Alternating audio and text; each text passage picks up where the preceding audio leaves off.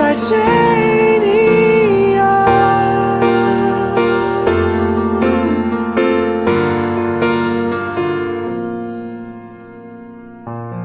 Cut me down, but it's you who'll have further to fall. Ghost town and haunted love. Raise your voice. Sticks and stones may break my bones. Talking loud, not saying much. I'm bulletproof, nothing to lose. Fire away, fire away.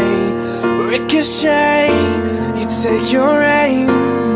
Fire away, fire away. You shoot me down, but I won't fall. I am titanium. You shoot me down, but I won't fall. I am titanium.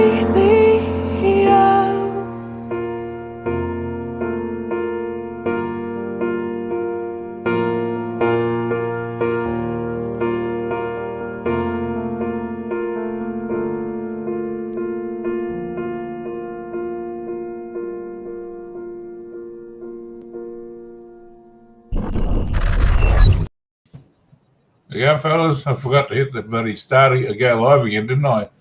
Yeah, oh, sorry, I got it right. We're sweet, mate. You're right. Go, fellas. Only about half a minute in. Yeah, you're right. G'day, Pete. How's it going, Ray? There you go, mate.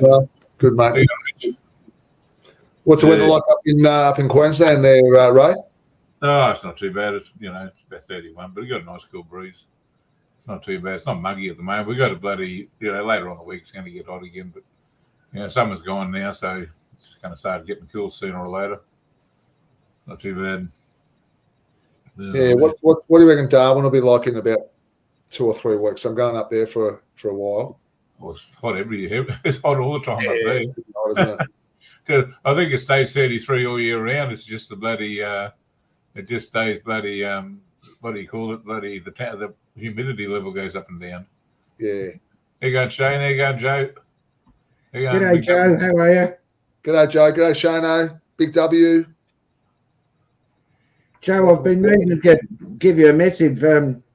Steve was on our show. What is it? Not last week. I think the week before, and he said he had those silver boxes you wanted, and he's going to be catching up with you in early March. He said he's coming over to Bangers, but he got what you ordered. So I thought I'd pass on the message because I'm not sure if you had it, mate. The kilo of cocaine. Oh, sorry. Yeah.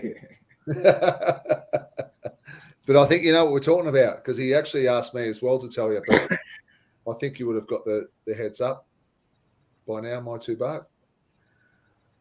So, how's things going over there in Bangkok? Oh, no, my two boats not in Bangkok anymore. You're in Canterbury or? Yeah. Oops. I wish I was back in Bangkok, I tell you. Yeah. You had it already, Pete? Yeah, you only back a couple of weeks.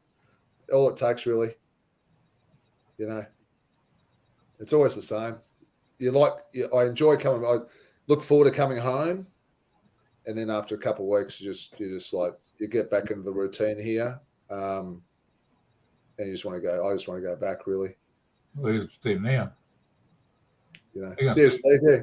G'day, Steve. Yeah, g'day, Steve. Look at this little cunt of a thing, will you?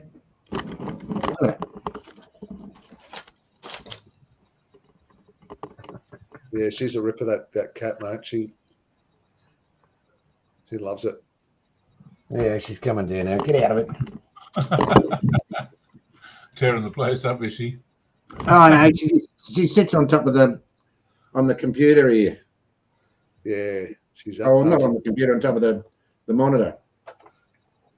She's up to no good. She's going to go sit on the modem now. That'll keep her warm. You can see her sitting there all through the winter. Oh, God. Yeah, it's been about 30 degrees down here today, hasn't it, Pete? Yeah, pretty hot today. Pretty hot. It's pretty warm now. Actually, I've got the aircon on. It's been kind of overcast a little bit today, so it kind of keeps the heat. It kind of makes it a bit warmer. But but Melbourne's, one day, as we all know, tomorrow can be fucking cold. Like you just don't. I'm just thinking about it down there, right? You got 3 weeks all in one day too. I don't think it'll be cold tomorrow, but it just changes. It just changes like that. Within one of the only places I know that I've ever been to. I've only been to a handful of places in the world, but the Melbourne weather is so unpredictable. Yeah, the South Australia's like that too, isn't it? Yeah, they get really hot weather over there, and then they get really cold weather. So I think they're a bit similar to us. Probably not as south as Melbourne. Yeah. Probably not as unpredictable as Melbourne gets, because Melbourne, as we all know, is the 4 seasons in one day kind of setup. Yeah. But you kind of you get used to it, and that's the thing. When you live here, you kind of get used to it. So we all complain about it. What happened, Jono? Where's the cat now? Keeping him busy. Yeah.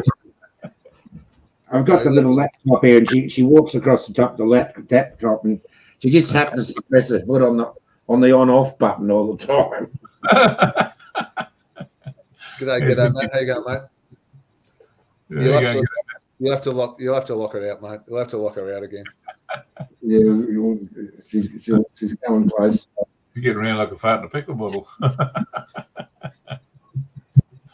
Mine just sits beside me, waits for a pet. Have a look at her now, will you? What's she up to now? Oh, she's very Maggie. How's old Steve Morris? Fucking it arrives in Bangkok next Friday. Let's meet at the Landmark Hotel on Sugnavid on Friday or Saturday. Happy days. Let's flip for dinner. There's great steakhouse at Landmark. I mean, I like your thinking, Steve. I do really enjoy your thinking concept, because you've just nailed it. Because if I could be there, I would be there. Yeah. I think that goes for all of us. What a great night that was. Great night. She bites you very hard when she bites you, Jono? Oh, no. Like you can feel her. You can feel her with her teeth, but no, she doesn't dig in. No, she's only playing. Not yet. I mean, she's only young. It's funny when you scratch them on the stomach, you get about two and a half rubs on the tummy, and all of a sudden. That's it. There we go. Yeah, she's gone. That's it. Three strikes her out. Look at her. We had her whack. Yeah, fair enough. Oh, man. I've got to put some more bloody dry food out for mine. She's just scoffing it down now. I'll get a bourbon in a moment. It's going to let me gut settle a bit, and I might have a couple of bourbons. Yeah, it's not too. It's got a nice cool breeze coming through the window here at the moment. Oh, that's nice. That's what you want. Yeah, I watched on the news tonight, and bloody that Scott's Transport. They just shut there. They just went into liquidation. They supply a lot of the big, like Woolies, Coles, and Aldi, and yeah, it looks like there's going to be some shortages. So, it might be a good idea to stock up on what you need. Oh, come on. We did that through COVID. Like, people just went silly, Well, I know. Well, I watched it. I was just watching the bloody news tonight, and I saw it. I was here we go again. Yeah, it doesn't take much for people just to shit themselves and go down to Coles and buy all the fucking the can see it coming. The toilet rolls and I can see it coming. What are they panic buying about now? Huh? What are they panic buying again? Are they? No. Yeah, well, John, Pedro just said, he says no doubt they'll start panic buying again, and they doesn't take much, We go nuts bloody Christmas time when there's one day off. Where they're closed one day, so they've got to buy every fucking thing, Crazy. Yeah, 15,000 trucks gone. They keep undercutting them all the time. They can't survive on what they're getting paid. They do that with the dairies and all. That's all the dairies are shutting down now, and they want to import milk. They can steal. I'm not drinking imported fucking milk. That's just fucking ridiculous. Imported milk? Oh, you give them half a chance. That's what they do. What? We've just lost it, haven't we, over here? They just don't pay their contractors. Like the amount of money they must be pulling in. They never slowed down all the way through the COVID. Everybody had to eat. They, as quick as they could get it, they sold it. Sort of thing. Geez, they must have made some money. They're whacking the bloody prices up on everything. I did some shopping the other day. I just needed stuff mainly around the house, like like detergent and bloody cleaning stuff and all that, and $170 bloody dollars. Anyway, yeah, everything's gone up. It doesn't take much. They need to have lube dispensers at the front door. At least it doesn't hurt as much. You know what I mean? Fuck. Jesus. Anyway, here's trouble. Look, here's trouble. Here we go. G'day, Joe.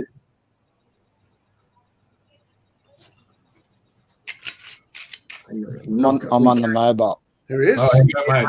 You're with us. There you go. Hey, mate. Hey. Good to see you, Joe. Oh, he's on the singer. I was on the big singer, big bottles. Thought you might have been on. Cheers, boys. Beers. He's on the long necks, Pete. And he's got the shirt too. He got the free shirt with him. Got the uniform. Good luck to him. Good I love these beer shirts. Got quite a few of them. It doesn't matter if you spill beer on them, does it? That's what Nah. Well, this one's the right colour for it. Yeah, fair enough. But this one here is cotton, 100% cotton. I see Pedro's wearing the polyester chung. I've got a few of them too. Oh, yeah. Yeah, they're not a bad shirt, actually. How much do you pay for that? Oh, fuck all. They're only at the market. I think they're only 150 baht or something. Oh, yeah. Yeah, I actually sell them. Oh, do you? Yeah. Yeah, the Ripper shirt, Ripper one. There's so many different colours and stuff. I love them. Yeah. What are you selling for? How much? Depending on the size, they start at 150 up to the big 3XLs, the big fucking 52-incher. I sell them for about 175.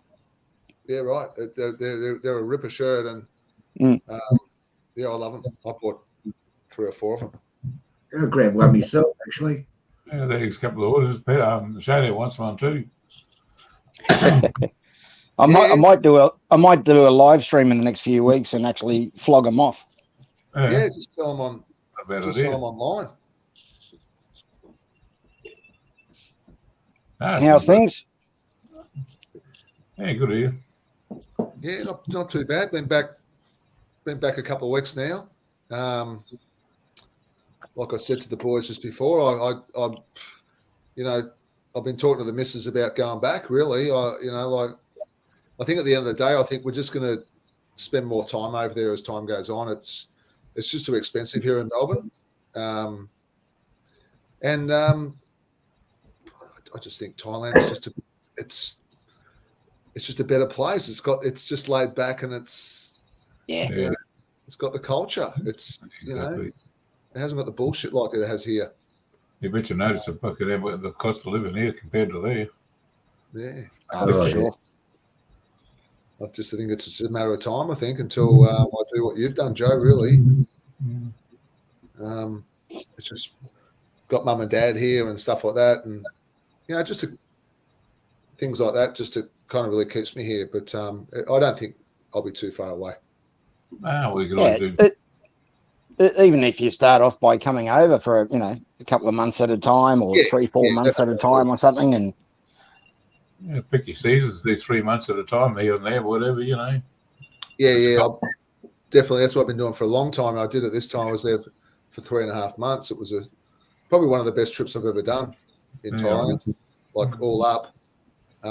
Had a great time, like meeting you guys in Bangkok and having the family down in Hua Hin for Christmas, and just the whole thing was just a really fun time. Really had a really great time. Food dog whisperer. Yeah, it just makes it. Thailand makes it if you can meet up with good mates over there as well. Exactly. If you can time it right.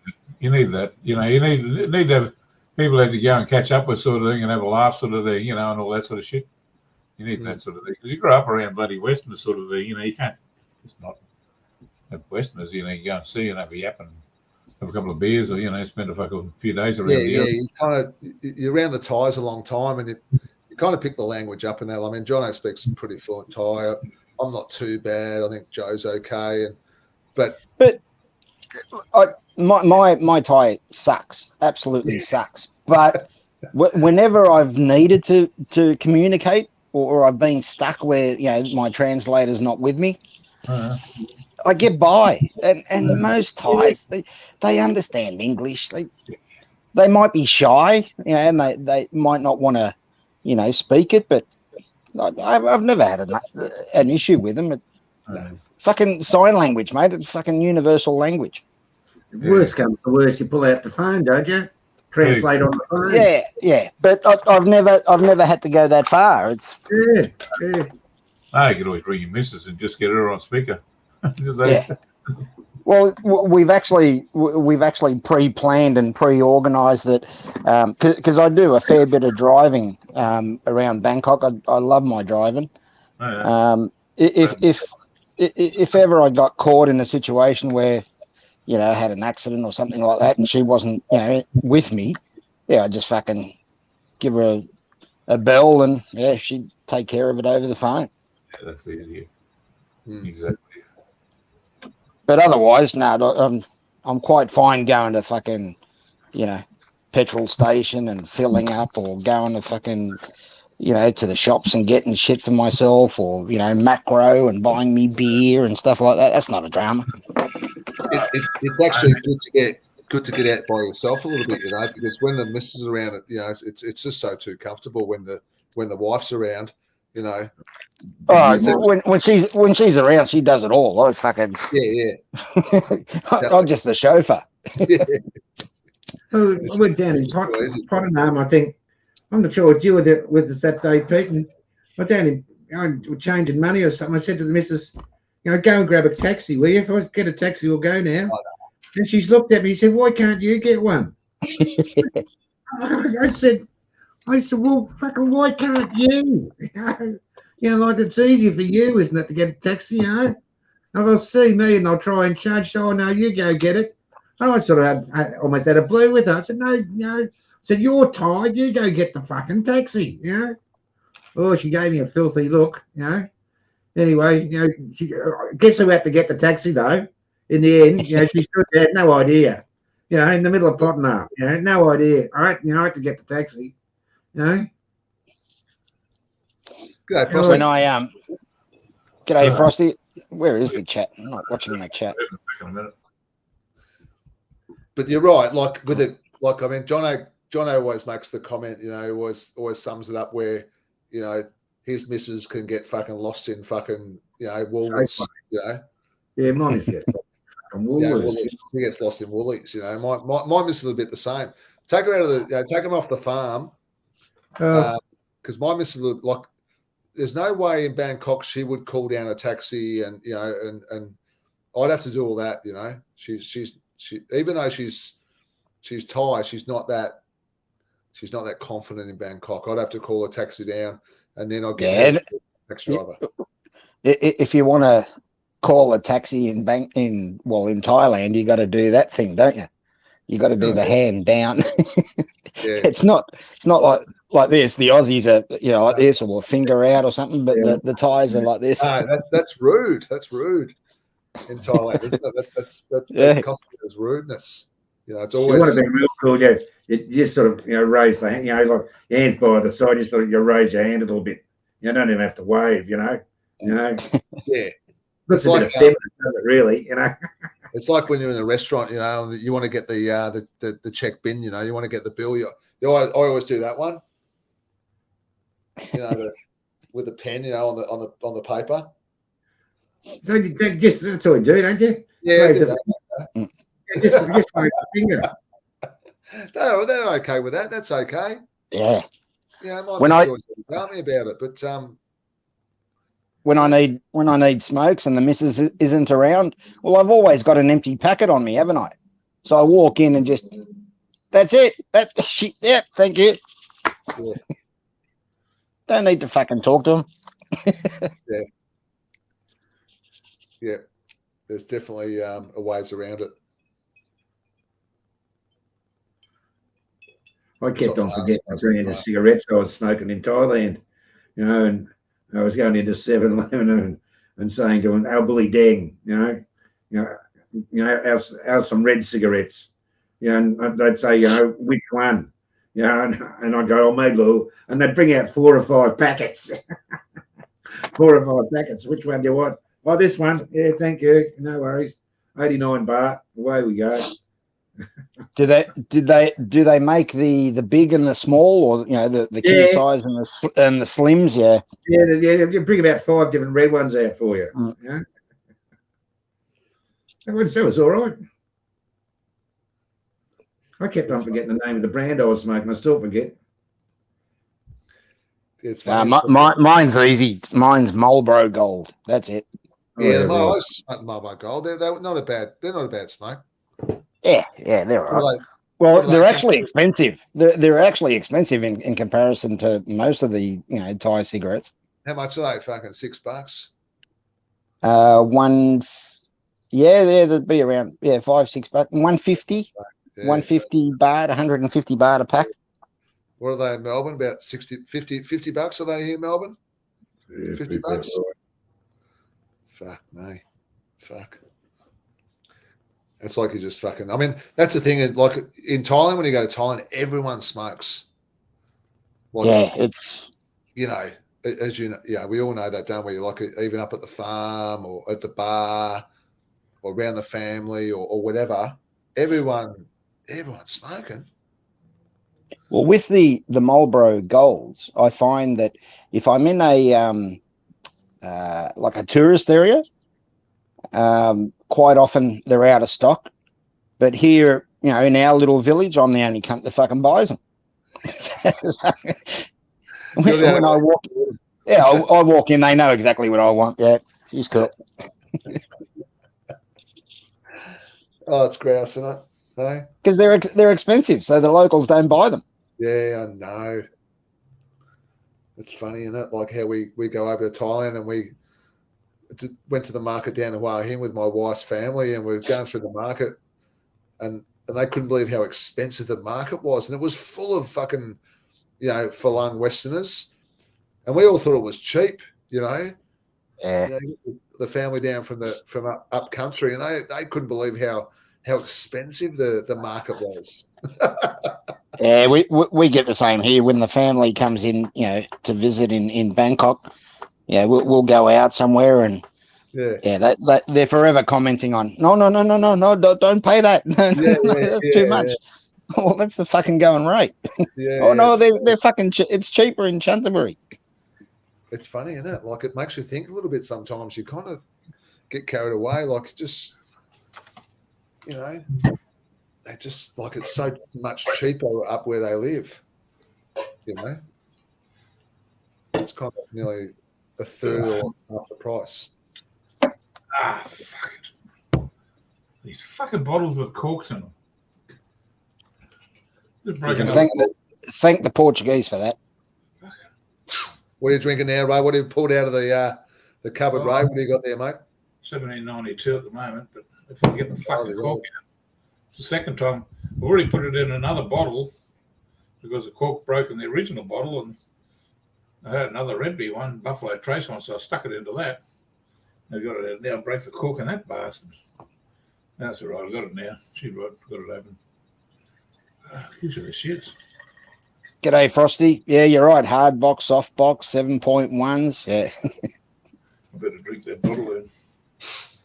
I noticed when I went down to Canterbury with Pete, it was a lot cheaper down there, Pete, than Bangkok, wasn't it? Mm. You know, we went out, to a restaurant a couple of times with the missus, and the little boy, and it was so much, much more cheaper. Even that bar we went to, what we were getting beer for. How much was he charging? What, 99 baht, wasn't it? What bar was that? The Aussie bar or the one in No, it was Canterbury? cheaper than that, wasn't it? Yeah, They're organised. I think it was 70 baht. What did he was charging, wasn't he? Yeah, I can't remember, but I can't remember the exact bar we went to that night because we went to so many. If you can kind of identify kind of what kind of bar it was it the Aussie bar or the? Yeah. Yeah, it's cheap there. What, big bottle or? No, just a small stubby. Yeah, fucking. You know what? I can't remember how much. Well, put it this way: they were pretty cheap. They were about 60, 70 baht, I reckon. Yeah. 60, 70 baht for a stubby. That's a going rate. I reckon. Yeah, you can drink 100 of the fuckers. Like you get a bill. And then at the end of the night you get a bill, and it's like just over 1,000 baht. And you've been drinking all night. Well, I buy myself. I go to Macro and get myself a slab of San Miguel, the zeros, which are 3% beer and fucking 3% calories or some shit like that. Yeah, and they're 999 baht for the slab. What? How many in a slab? What? 24? 24, yeah. What, the little ones? Yeah. 330 mil. Yeah, that's pretty good. I was buying the big bottles you're drinking now, the Leo. I was buying 15 of those for about just under 600 baht. Yeah, in the box. Yeah. In the box, yeah. Yeah. The Leo Singer, and they seem to be obviously cheaper because whenever I go to the Macro, they're there by the pallet load. They've got pallets lined up. Yeah, whereas my shit, they've got 5 boxes. Yeah, they got 5 boxes up in the shelves, and sometimes I've got to get the guys to fucking get the cunts down. Yeah, apparently it's the most. Oh, how would you say it? It's the most drunk beer in Thailand through like expats and travelers. Is that the San Miguel Light? Oh yeah. They reckon like it's a good drop. I enjoy it. Not keen on the chung. Not keen on the chung. No, Leo's okay. Singer's okay. Yeah, the Chang. Once you get used to the other beers, they're just a better beer. I mean, they're just a better drop. I went to that soccer match down in Wah. I don't know if you watched my last vlog, but I went down there and all they sold was Chang. Yeah, I saw that. It was hard to drink. It was hard to drink. Even though it was cold and fucking, it was fucking hard to drink. Because I haven't drank it for that long.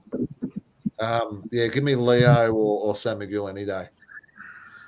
Steve's got was given a bottle of Crowley 17 whiskey, 50-year vintage. Jesus fuck! I was 6 years old when they made that. Yeah. Oh, Steve, please. I feel like booking me a ticket next week.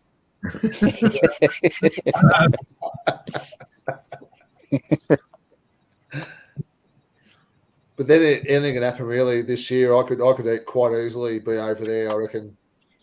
I don't know. At any time, I reckon.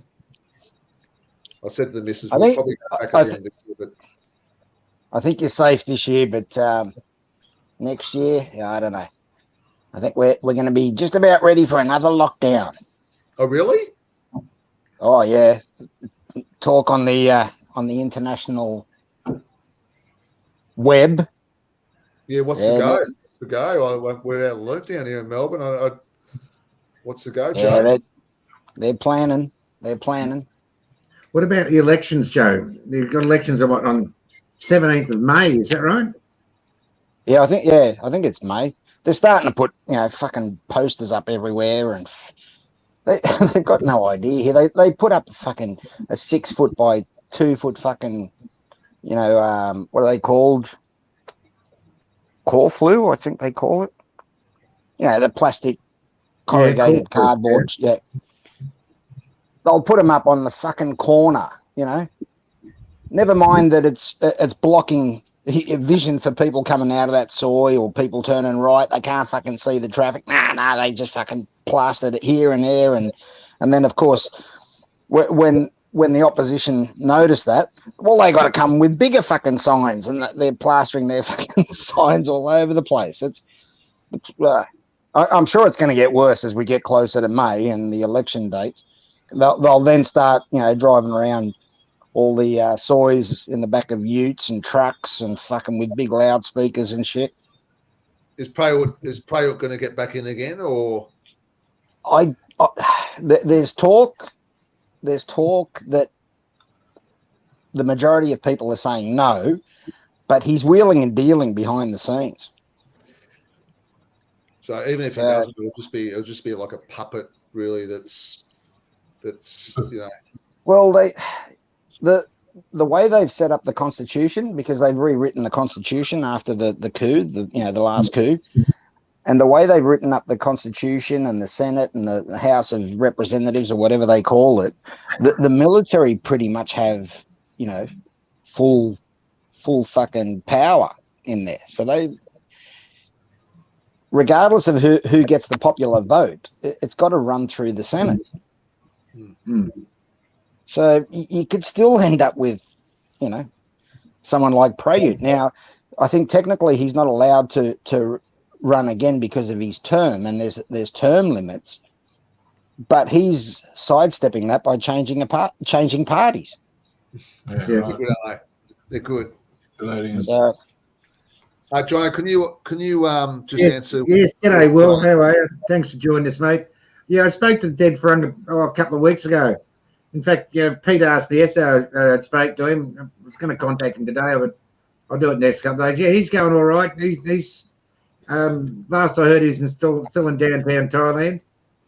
But I think he was considering coming back, but I think he's going to stay on for a while.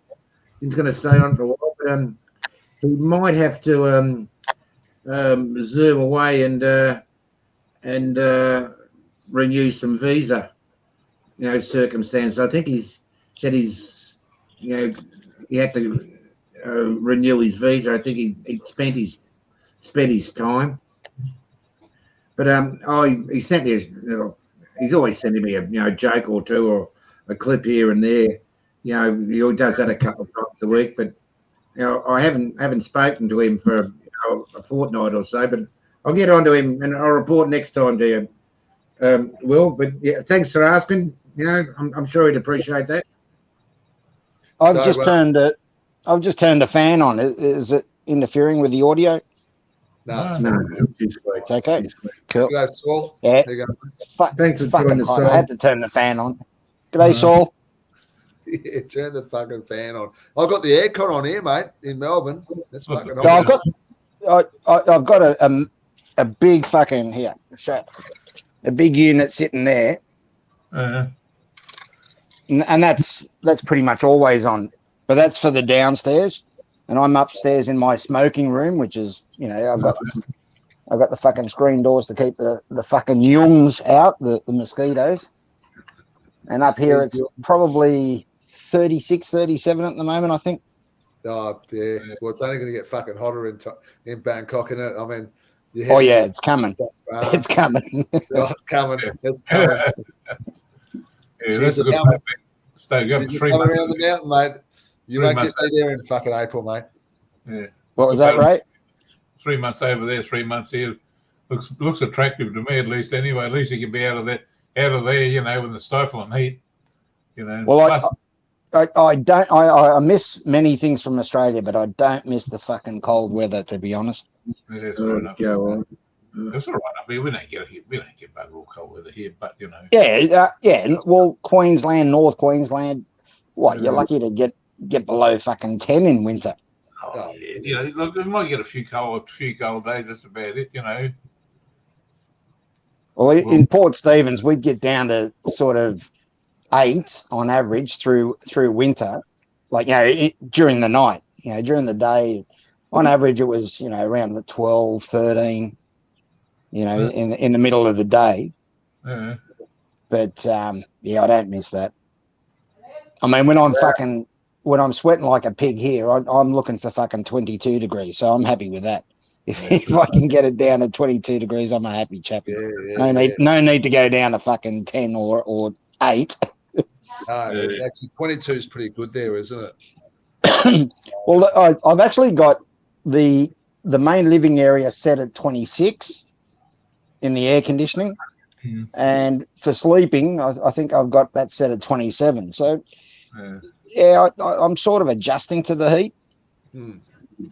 There's quite often you go into air conditioned shops or even malls, shopping malls, and they're fucking way too cold. Freezing. Yeah. You got to fucking chill. Yeah, but it's good for the eye candy. Oh yeah. That's the only reason you go to the shopping centres, really. With the missus, because we all hate going shopping. I went and did some shopping this afternoon, and there's some crackhead Sheila walking around with a bloody Hungry Jack's bag over her head, and she was off her and her boyfriend. He didn't look like he's off his good, but she was. And they're going, God. Yeah, I saw Goods just comment about Ray about wishing you were in Sydney, mate. Enjoying the World Pride Week here in Sydney. I tell you what, you look at America, like the Democrats over there seem to be having that week every week these days. I don't think unless you're gay or bloody incompetent, you don't get a job with them. Did you watch the Mardi Gras last week? No. It just goes on forever, though. It just goes on forever. It goes on for hours and hours. I don't mind watching a little bit of it, an hour here, but they just keep on coming, Mike. Frosty's got the heat going in the UK. Yeah, we're freezing over there. We fucking freezing. G'day, Exit. There you go, Exit. Welcome, Exit. Yeah, Frosty's. I think he's heading over to Thailand in a couple of months. So, any chance to get out of fucking England at this time of year is fucking imagine a good time weather-wise. It's freezing cold over there every day. Most of the year, isn't it? Then the rest. No, we're not all. I mean, they do get some warm weather, but it's usually around Christmas, not Christmas, so around June, July, August, isn't it? It's the opposite to Australia, isn't it? Yeah, the opposite there. Northern Hemisphere. I was watching a stream the other night. Not a streamer. A vlog the other night. This guy goes around. He's English, and he goes around the old castles and explaining out, how they're built and all that sort of stuff, which is clever. The way they're built, those things is pretty clever. But then another one he did was the doctors how they got the arrows out. Like when they got shot with arrows and all the different types of arrows. You imagine the pain involved getting them bloody things out. And some of them are designed the way a little piece of the end breaks off if it goes into bone. Oh, man. One of them, I think it was that Robert the Bruce, got shot in the face twice. They got him out, but he's lived from agony. There you go, Rick. Go, mate. Hey, Rick. Do we know anything about the princess? What's going on over there? Harry? No, the princess in bloody Thailand. No, I don't know. Has it been? Joe bounced off. Joe's just gone off there. He's probably having a smoke, but when he comes back, he's probably when I was there, nothing was said, and I think we all know what's going on, but nothing's really come out. Jono, have you heard anything, Jono? There was that posting Joe put up on our group chat where there's a little bit of controversy about what's happened to her. Joe's back now. He'll be able to confirm this. Joe, we're just talking about the princess. We're just talking about the princess. And I said that you made a posting recently you know, on our group chat about there's a little bit of controversy about they're claiming that her situation is a result of the vaccination. Yeah. And that they're putting Pfizer on notice, with regards to what's happened to her condition. So there might be a massive lawsuit, going against Pfizer if well, something there's happens to her. yeah, I don't know how much truth is behind that. I've read another article actually just yesterday, and if I remember, I'll share it with you guys, later on or tomorrow when I think about it.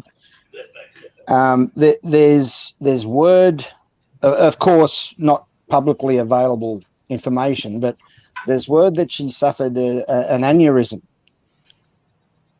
and it had nothing to do with heart. Oh, But this person that's written the article is claiming that they got this information from the hospital, and again, I'm only talking secondhand. I'm not making any claims or statements, but they're saying that that this was a result of not necessarily the vaccine, but the vaccine could have contributed to it. see you, Steve. But they could have had something going on for years, for a few years, and it just popped 3 days after she had the vaccine. Well, But if that's the case, then someone like Pfizer might be able to say, well, no, it wasn't because of the vaccine. She had an underlying issue. exit saying that you won't hear anything until after the election. More than likely. There's if you do the numbers, the numbers just don't add up. And when you're talking about admitting CPR for well over an hour, being transported from hospitals and all this sort of stuff, that science tells us that the brain is not functioning anymore. I don't think there's any question about that. I think they all know that she's on a heart-lung machine. It's just a matter of who's going to switch her off, and when. I think is the question. But as I think we've mentioned before, it's not so much her. It's a matter of the succession to the throne.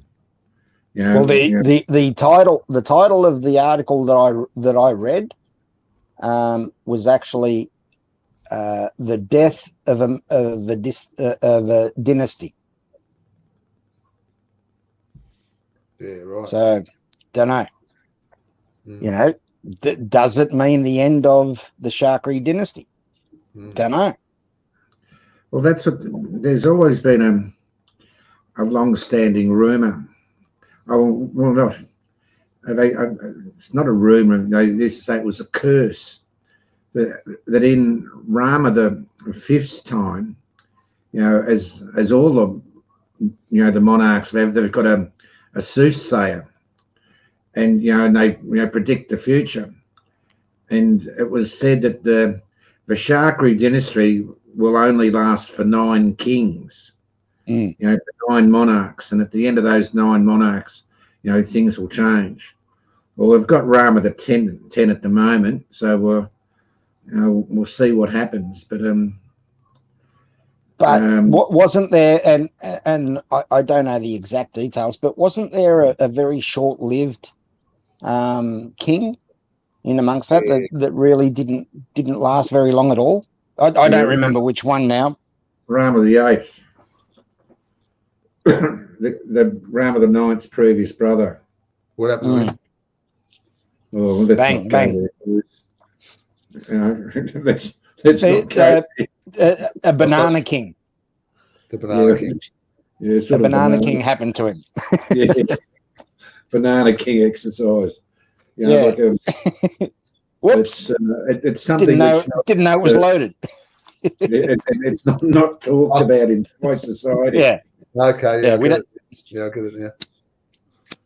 Yes. Okay. But Right. Okay. Yeah, right. Well, um, there's always one king, isn't there? There's always one king in the world in different countries. It's always the king that doesn't last fucking 5 minutes. You know. Well, For whatever England reason. have got one at the moment that I don't foresee being there for very long. Yeah. Well, who knows? I mean, you're talking about King Charles? Yeah. You reckon he's got the illness? You reckon? I don't know if he's got the illness, but yeah, I just don't think he'll be there too long. Okay. Not if he's able to pull off what he's trying to pull off over the next fucking 3 years.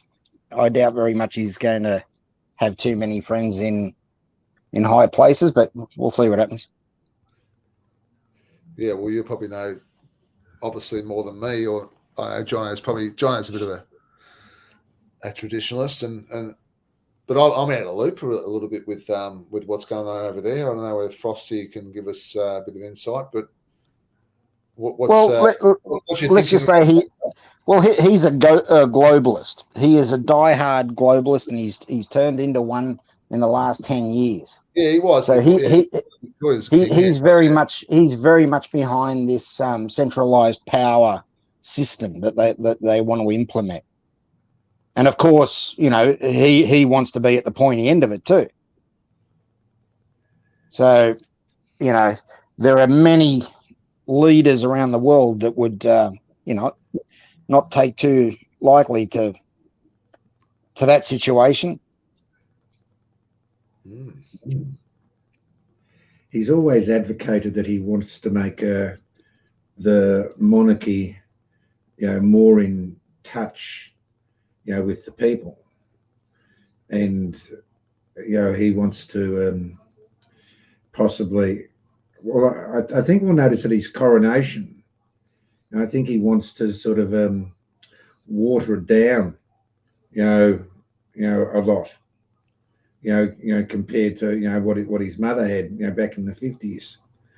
But, you know, maybe he's trying to, you know, bring the British monarchy into the, you know, the 21st century instead of it still being in the 19th, 18th century. Yeah. And good on him if he's attempting to do that, you know. I have no. If that's his angle, I have no problem with that. My issue is that he's talking global. He's talking build back better and all that sort of shit. He's the frontline spokesman for the WEF on globalizing, you know, the planet. He wants the WHO to have 100% power over every government on the planet when it comes to pandemics. Now, the likes of the WHO over the last pandemic certainly made a lot of fucking mistakes and a lot of bullshit claims that have certainly come out to bite them on the ass. Of course, they're not held accountable because they're not a non-elected organization. They're a group of fucking globalists, rich globalists that have decided to get together. They're backed by the likes of Bill Gates and Belinda Foundation and fucking, you know, a few, and the Chinese. I mean, the Chinese certainly put that, what's his name? Fucking Pedros, that Dr. Pedros, who's not actually a medical doctor. They put him in charge. And these guys want to rule the world. They want to call all the shots, you know, globally.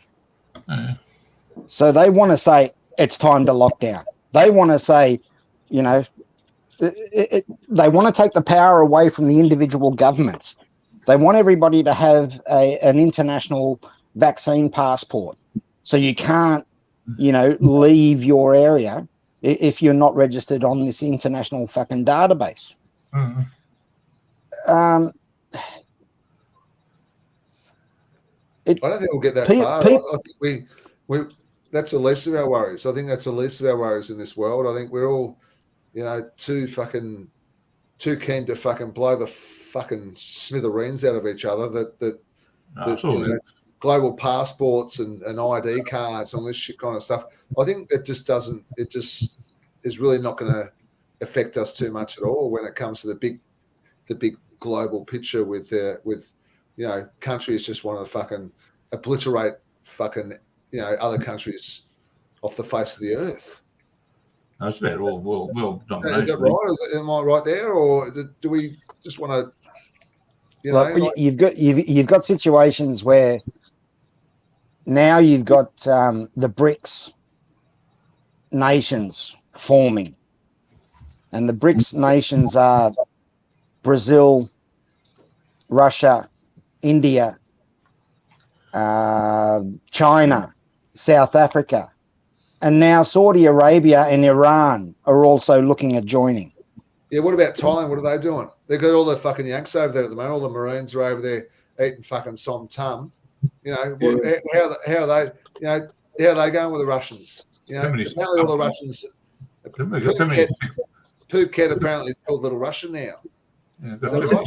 Really, like the joke, like we're talking about Charles. He wants to try and bring the English monarchy into the 20th century, and you go over to Thailand, the king walks in the room, and everybody jumps on their head and jumps down on their knees and try and push their head through the underfelt on the floor. Yeah. How you going, mate? They can't get their head down low enough. They're crawling on their knees, up to another human being. Right. Really, like. Yeah, I hear you. I hear you. As I said, he's got my support if what he's trying to do is to bring the monarchy into the 20th or 21st century. But I fear that he's got other plans, and there's a lot of people on this planet that didn't vote for him, or are under his authority. Yeah. G'day Pumpui, g'day NB, Craig Roosen. Craig. Apparently all the Russians all want to live in Thailand now. They all want to fucking immigrate to Thailand now. Yeah. No, they don't. No? No, look, you've got a lot of Russians in Thailand, but you always had. You go fucking, pre-COVID-19 pandemic, there's fucking Russians everywhere. Yeah. It's nothing new. And you certainly can't put it down to, they're running away from Russia because they don't want to be conscripted. Well, that's what's on the fucking papers. That's the frontline news. What a load of shit! But you're talking about mainstream media. I realise that, Joe. I realise that, and that's what I'm getting at. I mean, I'm not getting sucked into it, but all I'm saying is what you hear and what you see. I don't totally agree with it. Let's not forget that our good friends the Americans are in 85 countries around the world. They have military bases in 85 countries around the world. Are they just trying to be friendly? No. Come on, fucking when the Berlin Wall came down, there was a fucking treaty that NATO would not move 1 inch towards Russia. Well, what's happened? That's what it's about. How would the Americans react if Russia or China built a fucking military base in Mexico? Well, America's pretty fucked, eh? Now, look at, unless you're gay, you don't get a job over there in the government. Gay or bloody, black or whatever, Gentlemen, you'll have to excuse me. That was the terrorist just ringing up. He's down the local park at the moment. There's the festival on it. He's playing a bit of stinky finger with the girls. The girls at the park at the moment, and I think they're on their way home apparently, and so he wants me to go and pick him up. And the missus came in before. She said, "Where is he?" She doesn't like him being out after dark, so I'll go and bring him home. I might pop back on once once I pick him up. So if you excuse me, guys, Yeah, no worries. We'll see you soon. Okay. See you, Jono. Take See care. you, Jono. Thanks, Ray. Thanks, Pete. See you soon, Joe. Take care. See you, mate. G'day, Steve. Steve Pratt. There you go, Steve Pratt. Yeah, I'm into the last of the duty free. Yep. The last of the duty free. It Not doesn't much there last long. anyway. It doesn't last long at Pedro Ty's house. I'll give you the tip. Yeah, right. It never does. It never does, Ray. I don't have like if you come down to my joint and you said you and Joe and Jono would come around, I'd have to go down to the bottle shop and buy some beer because I don't stock stuff. Yeah. Hey, there's a fucking Starbucks. Then you put a thing up today about some award-winning new bloody Australian whiskey, Melbourne distillery that's doing it. I should get the name for you. You should try it out. Yeah, you can't beat the Black Label. Yeah, I know. They drop. I don't drink Scotch anyway, but you know. Yeah, I don't mind the Black Label, but I love the American whiskey. I've got to go downstairs and get some ice because you can't drink Scotch without ice. Yeah. I've been chuckling all fucking week. Not a week. I've been chuckling for ages what's going on over in America. Oh, fucking hell. This is the room where I dropped the Buddha. Remember last year? Yeah. Reenactment. You would have got away. You would have got away with it until you fucking turned the vacuum on. Yeah. Yeah. Oh. That's what gave you away. Yeah. Turning the vacuum on. Fucking what was it? Midnight or something like that. The fucking vacuum cleaner comes on. The wife's gone. It was a Trying stupid idea. to get rid of the evidence. Yeah.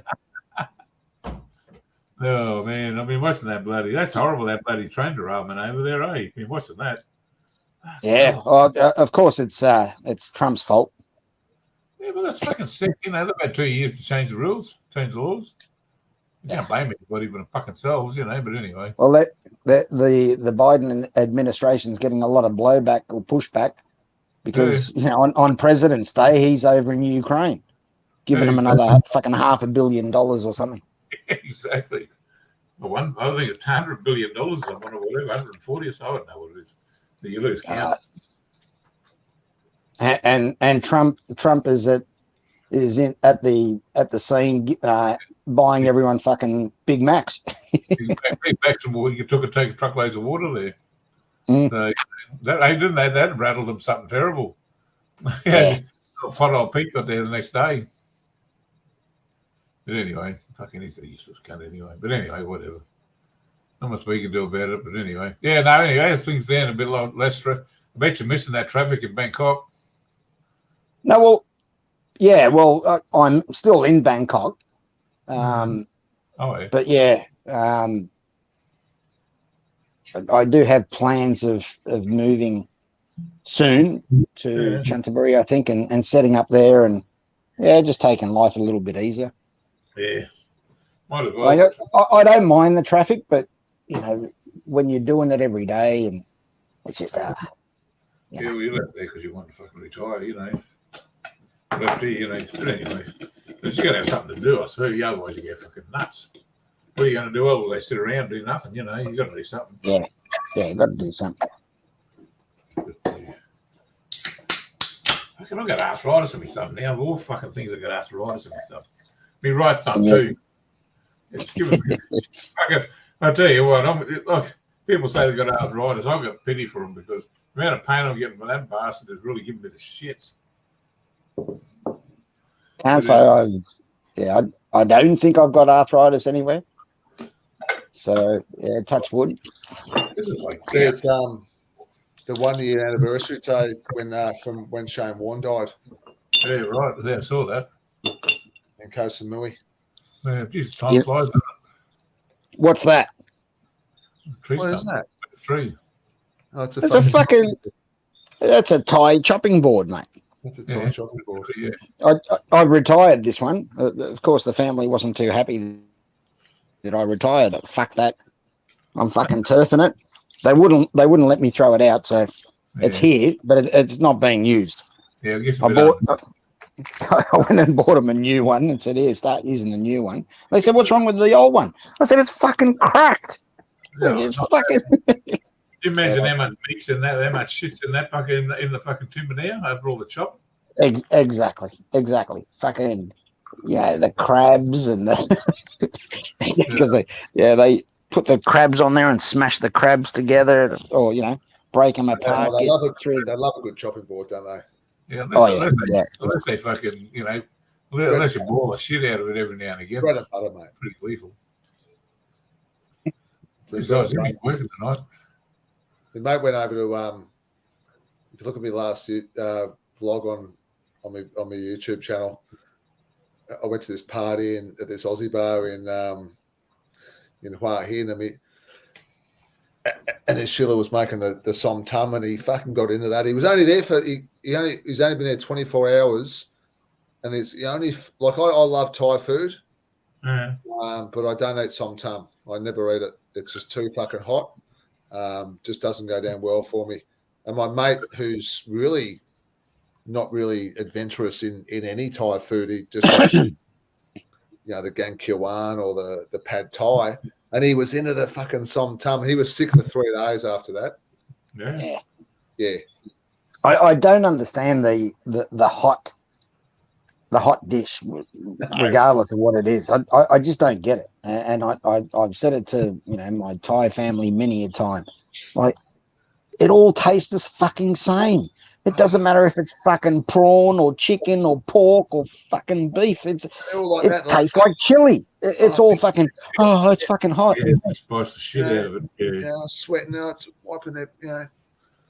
Oh man. A little bit of chili, fine, but I still want to taste the main ingredient. If it's fucking pork or whatever, let me taste the fucking pork. Yeah, a little bit of chili, that's fine.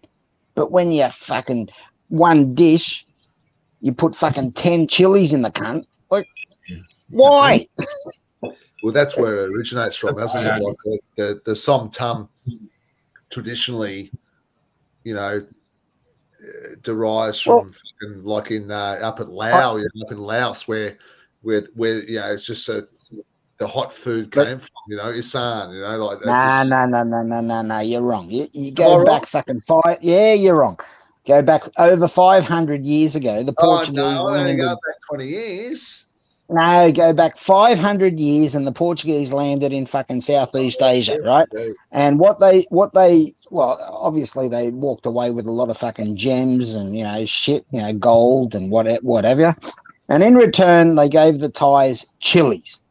Oh. The fucking Thais had never had fucking chilies before, and the chilies the Thais went fucking crazy with the fucking chilies. The Portuguese obviously didn't give them any instructions, just fucking gave it to them and said, fucking check this out. This will make you burn twice in one, fucking once up here and once down there. Yeah. And the fucking Thais have loved that sensation ever since. Yeah. I haven't heard that story before. Yeah, the Portuguese actually introduced chilies to Southeast Asia. Yeah, right. The Poms went to bloody England, went to China. And up until then, they'd never drunk tea before, and they drank tea there, and they loved it. They tried to buy some Chinese, and they wouldn't sell it to them. So they ended up having to go back and steal some seeds. And fucking went back, and now they're addicted to the shit. Fucking hell. Jesus, imagine how much bloody tea gets grown there every year. Jesus. I don't care for tea much. Anyway. That's not a bad idea, Craig. Hang up the fucking the chopping board up on the wall and make a dartboard out of it. Yeah, my full of bacteria. She's fucking thick. She's nice and thick. I mean, that's fucking almost 2 inches. Well, it gets moldy. I've got bloody the bloody ones, that plastic ones you get here. I got a couple of the other day. They're starting to go moldy, and I think, fuck that shit. Imagine what's in that. Yeah, and they don't fuck around when they usually use these big choppers too, and big hatchets. When they chop their shit up, they don't just use a little bloody, razor sharp fucking steak knife. They get into a hatchet again. Yeah, I didn't even consider getting one of those plastic boards because I've seen the mother-in-law fucking wield a machete. She just fucking slice it in half, mate. Just That's give all half, it It goes straight through. It goes straight through the fucking chopping board. Australia, half- they don't do it over there. Mate. It's got to be wood. just give them half a trail load of wooden stumps. Oh, yeah, one at a time. Otherwise, I'd be using them for firewood or something. Oh, they're cheap as fucking boots, aren't they? You know, like you go down the market, you buy a chopping board for fuck all, and Yeah. you know, they fucking make it as well. They can't make it over there as well. You know, like they buy a chopping board from fucking Kmart for $20-$30. Yeah, You know? I got to get another one. Trim the old one out. You know, I mean, they even chopped it back in the day in Koh Samui. They used to chop their gunja up on the chopping board. You know, the old way. You know, Crab tasting ganja. oh, they used to have, Seafood ganja. I used to chop it up. I used to watch them like it used to be stoned as watching them. It used to be I used to freak out on it. Like I used to think, fucking how are they? They've got the chopping board out. And they've got the big knife, and it's like an art form. You know what I mean? Man, no That's into that. why they did it. It was just all kind of like a bit of a. I don't know. It was kind of fucking weird, but I've got a few mates who just got back from Pattaya. Anyway, they're in patch holders in a club, you know. Anyway, one of them, he loves his weed, loves it now. He's on medical stuff here, you know. Anyway, he sent me a photo when he was over there. One of his eyes is open, the other one looks like it's they're half closed and pointing out at a 45-degree angle. yeah, I don't know about the kid over there. The eyes. He says, man, I never knew I could get this fucking stoned ever. I was out. I think I told you. Eh? I was out with Johnny down in Wahin, and I had a couple of puffs, and man, I tell you what, I was that stoned. It wasn't funny. Oh, there we go. Look, Joe's Oh, on yeah. it. I guess you get that blonde hash over there, you'd be laughing. You throw a bit of that in there, and I'll tell you what, that'll put you on the fucker. You'll see Joe's on the God. ganja. You'll see God. You can smoke at home, can't you? It's legal. That's right. Yeah. As long as I don't create a nuisance, I don't upset the neighbours or anybody. Yeah, that's the law. Yeah, fair enough. As long as you don't upset the neighbours. So Yeah. I do it out in the open. So if they see it and they What's want it like? to hit, What's it? Does it? oh, What do you it's, get that good shit over there or the reptile? it's good shit. Good shit. Yeah, it's pretty strong, isn't it? I'm not, I'm not a daily, Yeah. just every now and again I'll just, pull one or two and just fucking chill. Even what they call But, reptile over there, we used to get when we were young fellas, man, that was fucking dynamite, compared to the shit they had here, like leaf and tip. That's right, Tim. There you go, mate. But it's very common to just walk around and Yeah. and get a whiff here and there. It's Yeah, for sure. I think most people don't have an issue with it. No. Yeah. Hey, I'll send you a message. I'll send you a message, Joe, and have a talk to him because where he goes, man, that's growing in the gutters No, everywhere. he's having a bomb. Yeah, because up in the east zone, there's some places where they grow it, and it's in the gutters everywhere. They call it gutter ganja, and it's just the same shit, Look, hang on a second, I'll put him on. Yeah, I'll send you a message, Joe. Fucking amateur keeps pushing the wrong fucking button. I'll send you a message. We thought you were having a bomb. Sorry. We thought you were changing the water or something in the bomb. No, it needs changing, but no.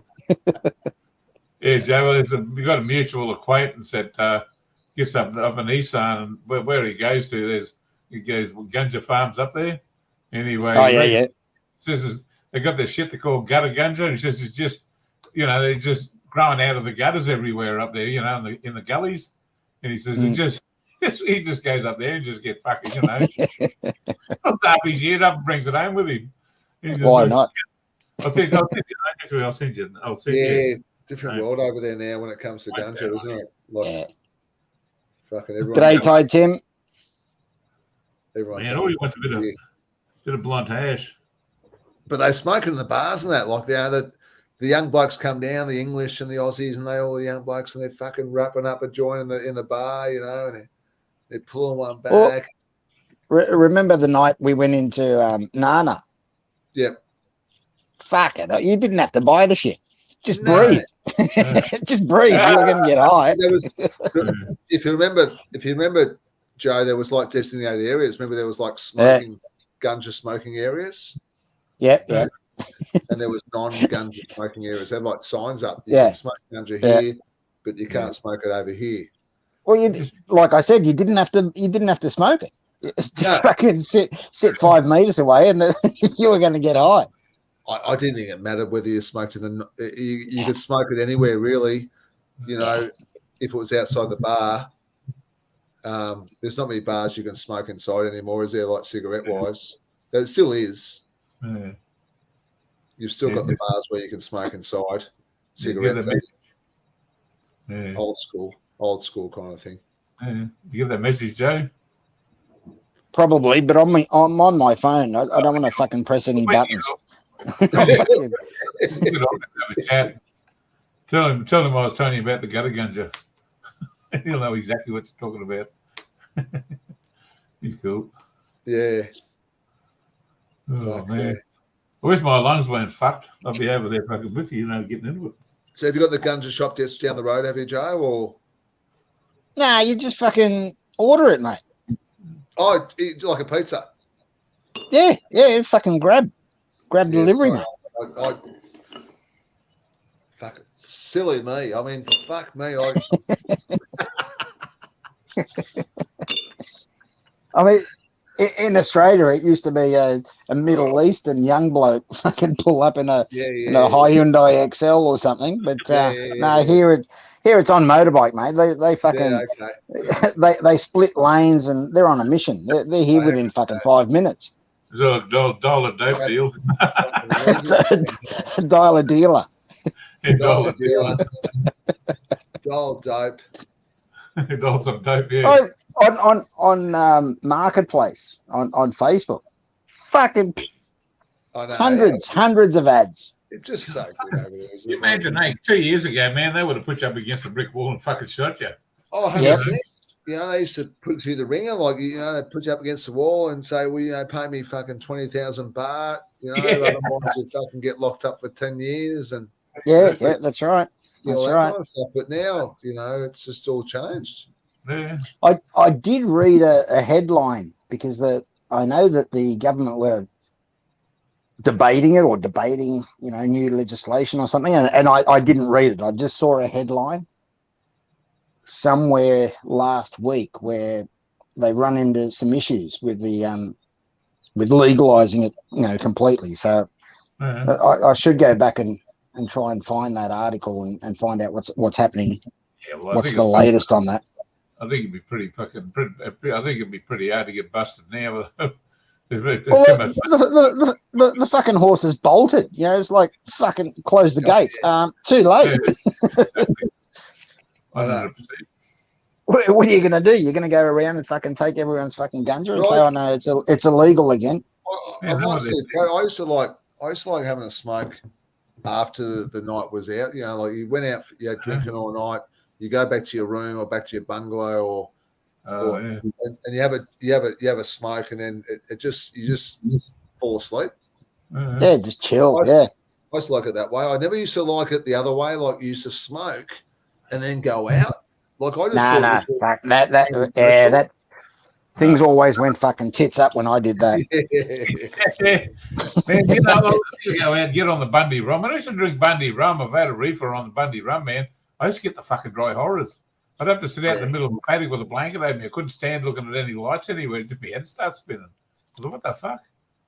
Well, in Oz, many years ago when I was a younger person, we used to go out on Friday and Saturday nights and get on the fucking piss, and we would then at a certain time at night we'd all look at each other and fucking nod. Yep, that was it. Let's all jump in the fucking car. We're all going over to fucking Davo's or Jacko's or whatever, and Yeah, get the bong out, get the fucking, okay, what have you got? How much have you got? Okay, Yeah. community bowl, let's fucking chop it up and And fucking, you just sleep and on the resolve all the fucking world problems. couch. We could fix everything. I went down to Victoria one time for a dog show, and all these dudes down there are always raving on how they smoke weed. And I took some of the stuff from up here, get up in the mountains. This is before all that hydro stuff. And man, it was, I had some blonde hash with me. Anyway, I went down there and I walked out a whole room full. There's about 9 of them, mate. They got this straggly looking leaf of tip plant out and was like, I'll be growing this for a special occasion. I was like, yeah, you've been watching Cheech and Chong, have you? Anyway, I got that and I grabbed it off, mate, and they said, you're going to smoke this? No, well, I don't smoke that shit. Because I'll tell you what I smoke, anyway, I used a bit of that shit to get this to burn, and man, should have seen it. Within fucking 20 minutes, the whole room was just white and passed out. It was Steve in the chat, do you reckon it will be profitable? It will be a profitable business in Oz when it gets legalized, assuming this current government will push for it. I don't think it'll get. Yeah, in Australia, I can't see it getting like it is here in Thailand. for it here, I wouldn't surprise that. And in Australia, that the Australian government has got to have their fucking finger in everything. So the amount of restrictions and permits and that's right. I think I think it's going all right. Like it's going okay in Melbourne. Like if you want to, like anywhere in Australia, really. Like I'm going to be down in a couple of weeks now. Like if you want to smoke, you get a smoke. Like, but Thailand was the same. Like back in the day, if you wanted to fucking smoke dope in Thailand back in the day, there's no problem. You could have got it, no worries. Mm. Now they're just trying to make money out of it. Like, well, instead of the drug dealers, down in Koh Samui and Koh Phangan making money out of it. But I can't see the Australian government doing it just for profit. They will want to have their fucking finger in it. The amount of restrictions and the amount of fucking rules that they will have if you want to open a dispensary, it'll just fucking. So why is Thailand legal? Why have they give us a quick rundown on why Thailand has legalized marijuana in Thailand? Well, when they legalized it, they released over 3,000 prisoners. And that's got to help the fucking jail system. The prison system in Thailand is fucking overcrowded. I mean, you watch any documentary on, Bangkok Hilton and any other fucking jail, and they're fucking overcrowded. So we're certainly going to help there, but Thailand is also pushing for the international medical or medicinal, cannabis. So in order to do that, they've sort of got to have. Really? Thailand is now a big player on the international who is market. The government? No. Well, the government is the government's got their finger in it. Like that. What's his name? The health minister, Anatun, I think he calls himself. Yeah. He's got a lot of interest in cannabis fucking farming and shit. What understands me about the whole thing in Thailand is the day they fucking, how long it takes to grow a bloody, like one of those, like a really nice plant. Like here they legalized it for medical use only, right? One day, the next day, all over Bangkok, there's just shops shooting up everywhere, fully stocked. Yeah, but it's all hydro though. It's all inside. It takes hydro. It takes 3 months. Well, I read somewhere that not all, but a lot of farmers up north were given plants for free by the government, and they all fucking died. They all fucking died. So maybe the strain they were given, I don't know. Maybe they came from hydros. I don't know. I don't know.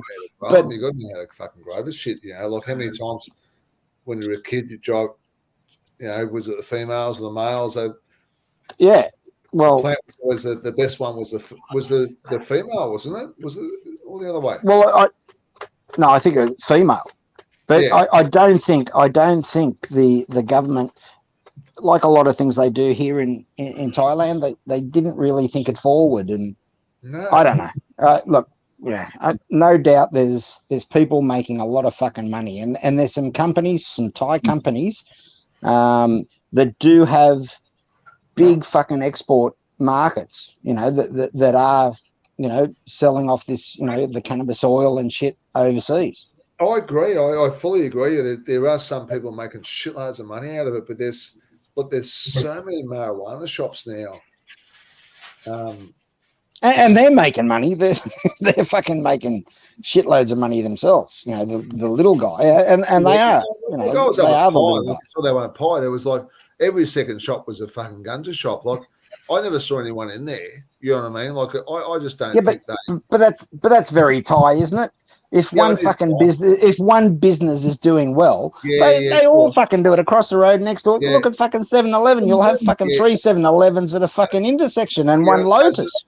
I suppose as long as they're paying their rent, they're fucking happy, Like a little bit of ganja here and there, no worries, You kind of think, how do they fucking exist, But at the end of the day, they just exist because it's a little small shop front, it's low rent. A bit of ganja here and there, and yeah. As long as they're covering their rent and their fucking bills and putting 20, 30, 40,000 baht in their pocket, they're fucking happy. But most of these dispensaries or these little fucking shops, they've got to be making 150,000 baht minimum a month, and that's a fucking good wage in Thailand. That's fucking. I don't know. You're living there, so Joe. I don't know. I just don't. I mean, got those little caravans down in Soy 11 and that, like Sukhumvit. They're not even a shop. They're just a fucking caravan on the street. Yeah, well, they'd still be paying. They'd still be paying rent. To set up a little cart on the side of the road.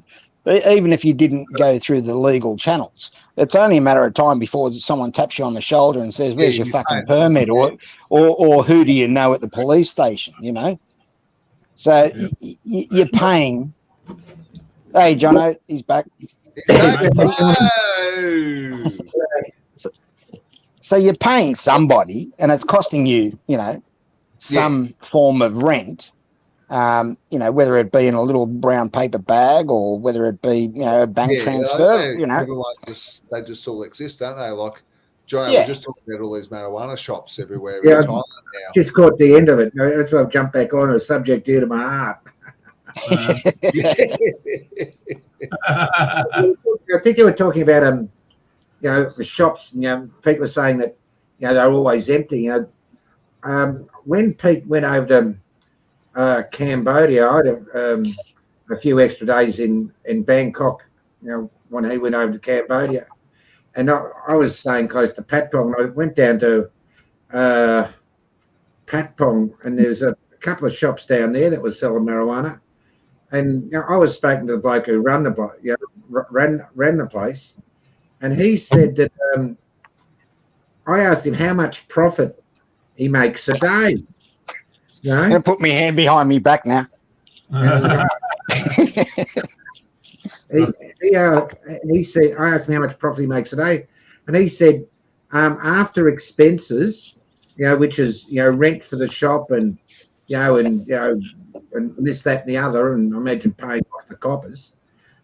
He said he was making 20,000 baht a day, profit. I said, a day? He said, yeah, that's right. That was sort of close on what, $800-900 Australian. $8,000.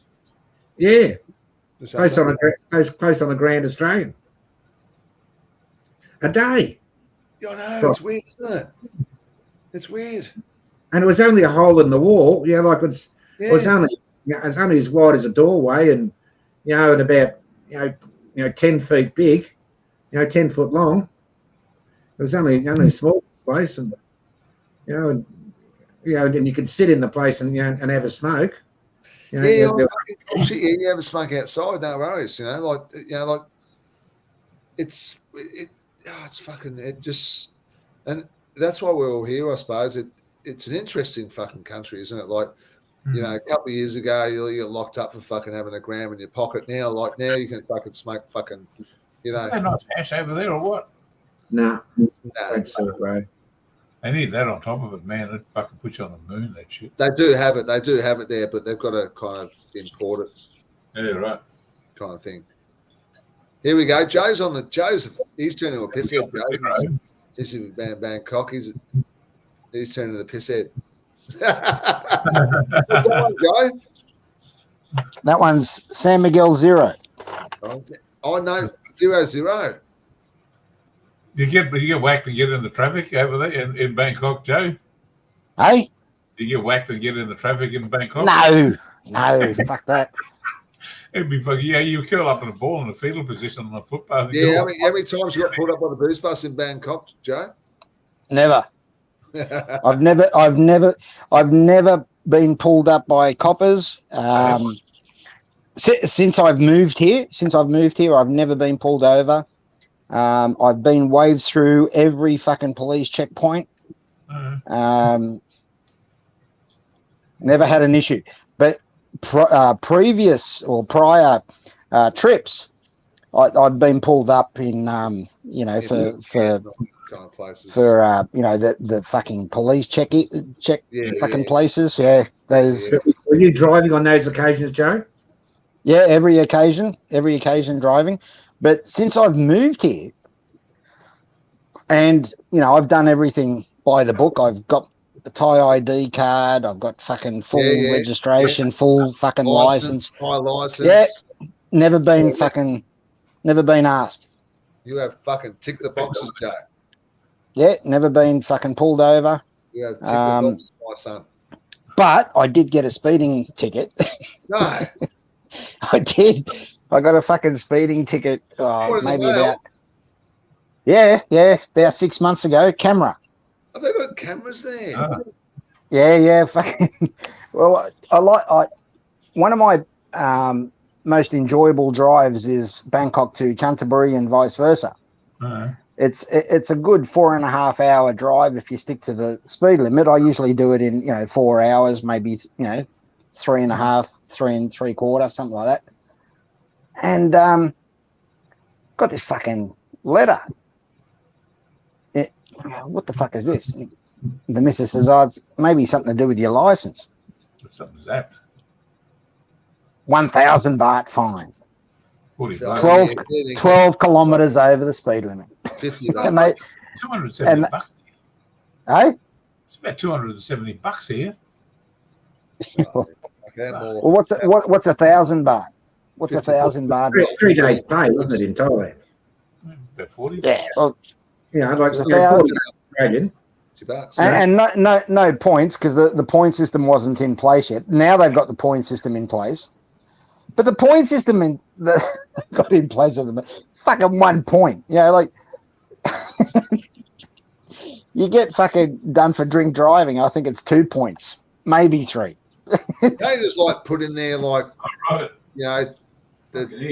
is there like in Melbourne, like in Australia, can't you just go nominate another driver? It was Pedro Tai. I tried that with the missus. I tried that, but she wouldn't have it.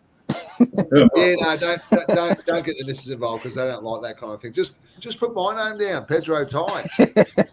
Hey. All good. All good. I just paid it and shit. All good. It's not that much, is it? Not like fucking Melbourne.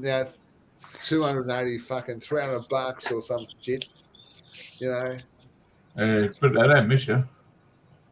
Well, in Australia, I think in my 30 odd years of driving, I think I ended up having to go through three different licenses. Yeah, I don't think there's any RBTs. Is there any RBTs in Bangkok, Joe?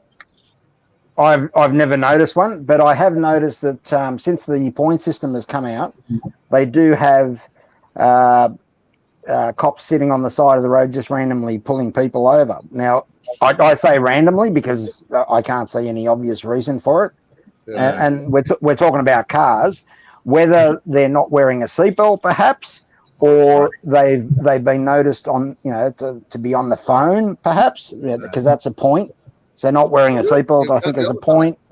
Well, they charge you there for they find you to be on the phone over there. Yeah. Well, they fine you. I don't know how much it is. But it's 1 point off your license. $1,100 here. Fuck. Okay, and like 5 points or something in Melbourne, like. So anyway, there was an accident last week that the missus. It was actually caught on video, and the missus shared the video with me. It's a ute traveling along one of the these overpasses here in Bangkok. Yep. And he was moving. He was he must have been doing 100, 110, and he's gone around a truck, and I think he's pulled in. From what I could see, he's pulled in too early in front of the truck, and he clipped the truck, or the truck clipped him. Mm-hmm. So he's fucking spun out and smacked the sidewall of the overpass, smashed the windows, and his fucking 6-year-old son has gone flying out of the fucking window. He's fucking landed 20 fucking meters down below, nothing left of him. The son's no seatbelt. No fucking seatbelt. No fucking hopeless. But it happens every fucking day. The kids we travel down from the up country, and Jono's done it. We've all done it. We go down from up country, and the kids are fucking climbing around the front seat and the back seat, and they should be in those fucking baby seats. It doesn't happen over there. So the family up in the back of the ute, doesn't fit in the back of the ute. Yeah, the country they come back with all that bloody shit they grow, and you get those utes, they're bloody like 15 feet bloody high, and they've got the family sitting on the top, and they're driving along the on the highway. So my question is, Joe, you've been there nearly 12 months now, at least? 14, 15 months. So what you get up now? What's your take on the big move? Are you happy you've done it? It's. Oh yeah. I wished I'd done that earlier. Okay. And I think I said it before. If it wasn't for the lockdown, I would have done it maybe a year and a half earlier. Right. So, I'm. I said this to some of you might know. I had a business here in Bangkok. We've only just recently closed it because we're looking at other options. But I used to quite often speak with tourists, Farangs, and one bloke happened to be an Aussie, and we had a good chat. And he said to me, "Oh, so you're here for keeps?" And I said, "Yeah, mate, they'll be fucking burying me here." He says, "No, they fucking burn you here, don't they?" I said, "No, I'm getting myself a plot, out, the countryside." And the only reason I'll go back to Australia is because of my mum and my sister. Obviously, see the family, and I really don't have. And I love Australia. Don't get me wrong. I fucking love Australia. I consider myself a dinky die Aussie, and there's a lot of good sense of living in Australia. Like, me, I've been married to my Thai missus for fucking 25 years. Jono's been married to his. He's had look at Jono. Like Jono's been, he's a full on. He's been Italian fucking a lot more than we have over the years. But he still chooses to live in Melbourne. You know what I mean? So there's good reasons. And there's reasons for it. Yeah, exactly. Yeah. So you're expecting for that. Okay, Maggie. He's looking around, though. It doesn't work for everyone. Exactly. And look, you've got to remember, I was born in Madeira. I was born in fucking island in the Atlantic. I came to Australia, or went to Australia when I was 4 years old, turning 5. My parents and ancestors, never fucking stayed in one place. They fucking moved. It's in my blood. I was never scared of selling up and just fucking going, because my ancestors and my family had been doing it. You know, my parents fucking sold everything, went over to fucking England, jumped on a boat, bought some tickets on a fucking boat, and made their way to Australia and fucking started with nothing. So, you know, Yeah. like, No, same with my family. It- I totally it- agree. I think it's just a matter of time until I think this trip is really just kind of woken me up a little bit. Not woken me up, but just give me. I've been there many times, like all of us on the chat and all that kind of stuff. But I think that it may be time for me. I reckon within the next 18 months, maybe to really spend a bit more time there. I think you get to an age. Well, it did with me. You get to an age where you think, you know, look, I'm running out of time. Yeah. You know, we're not fucking getting younger. Tell me about it. And you know, you've got choices in life. You can prioritize financial wealth. You can prioritize to be fucking comfortable and, you know, all of that shit. But some of the happiest fucking people on the planet that I've met have had nothing. Yeah, exactly. And you know, You gotta worry about it. coming to Thailand and just going to the villages and that and We meet speaking them to every day. people or We meet meeting them every people, day of the week. they're so fucking happy. They've got No. fuck all, but they don't give a fuck. It gives you the shit sometimes. You go, you know, fuck me. Like, how fucking happy are these people? They got nothing. Maggie. And I fucking, you know, worry about shit back in Australia. Christmas. You know, it's a fucking joke. And I've said it before. Another thing I don't miss about Australia is the nanny state. That fucking used to, you know. And look, most people in modern Australian society are quite happy with that, and that, you know, they feel maybe safer with the fact that, you know, that they're living in this fucking environment or society. Yeah. But I was never fucking comfortable with that. I fucking hated it. Population's been dumbed down to a point where the Nimrods are fucking. They need security. You know, they need to listen to somebody. They can't make a decision themselves, and they need guidance.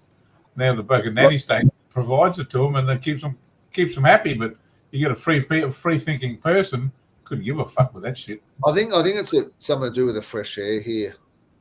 Oh yeah, it's beautiful here, lovely.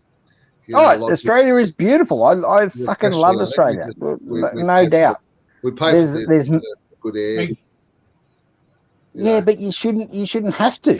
No, but I think that's what we're doing. I know it sounds fucking crazy, but I think we're actually paying for something that should be free, but we're not. We're actually paying for it. Yeah, well, I've got to pay for water. Look at fucking water. Like obviously you can't drink in Thailand. We just got a water bill. 110 baht for the fucking month. Can you fucking believe that? Fuck. But the other funny thing is over there, like when you go over there, man, the plastic. Like I was buying water. Like, you know, obviously you have to go to the supermarket or 7-Eleven to buy the big fucking packs of water. You go through so much. And I'm going to get on the tablet. My back's killing me on the plastic bottles of water were just building up. Like that was just one person. That was just me, Jono.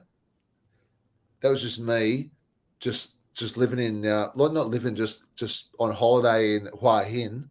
And after 2 or 3 weeks, I had a fucking bin, this full of fucking plastic bottles. Yeah, just of water. Like they reckon they're like apparently Thailand's the most. It wouldn't surprise me. They use the most plastic. Well, we have rubbish collection once a week, and we try and do the right thing. You know, we do the recycling bin, and it's not government, mandated or anything like that. It's just, we choose to do a recycling bin and a rubbish bin. We'll put because the rubbish collection here comes pretty fucking early in the morning. They're going past at fucking 6 o'clock in the morning, so we put it out the night before. But there's been a few times where I've gotten up, crack of dawn and beaten the truck, and I'm up before the truck, and I look out the front, and the recycling bin's empty. It's gone. They've fucking They got guys going past during the night, and they're scavenging all the fucking recycling bottles, and they take it all. They take it all. They resell it. So what do when they recycle the plastic? It gets recycled. Yeah. So A it's lot not of the landfill. It gets recycled. Yes. A lot of the reason why the Thais are so liberal with their, their plastic and their plastic bags, is because Thailand produces 95% of the world's plastic bags. The plastic bags we use in Australia at the supermarket and wherever you see a plastic bag, they're produced in Thailand. And they're cheap. When I was when I was in Australia and I had the cleaning business, we were contracting to the local councils, so we actually would put in the doggy poo bags, the plastic shit bags for the dogs.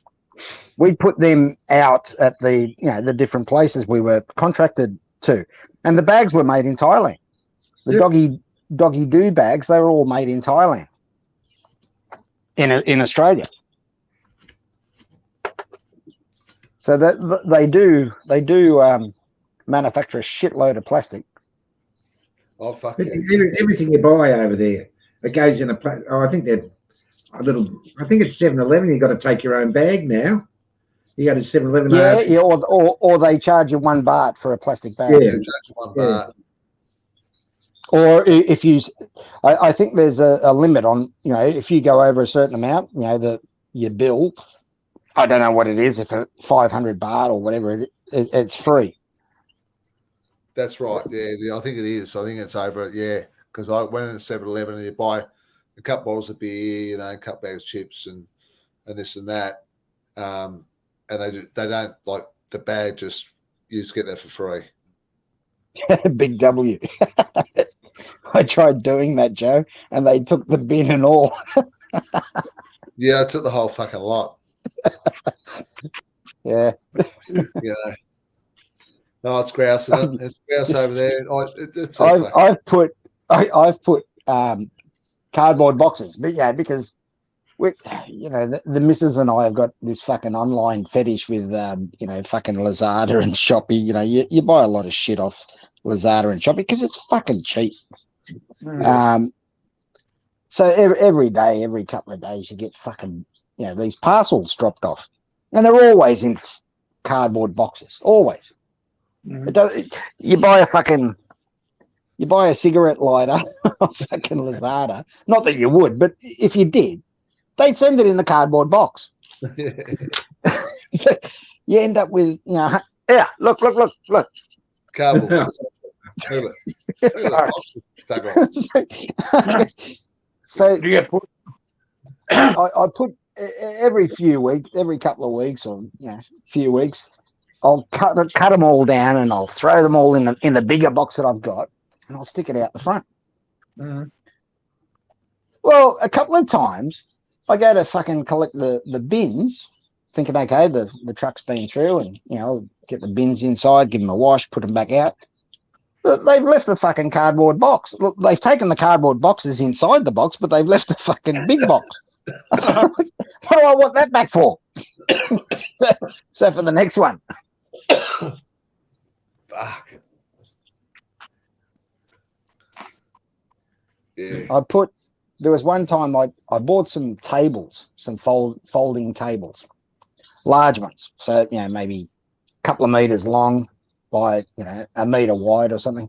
And they came in these cardboard boxes. They were delivered in these cardboard boxes, and they were full of that fucking foam, the expanding foam.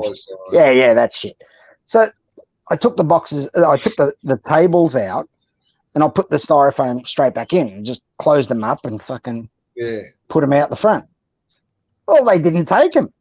No. And when we asked them the following week, they said, we thought there were tables in them.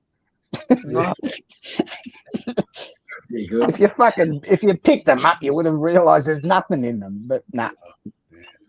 Hey, what you do here, put it on one big box and change it to a fucking street sign.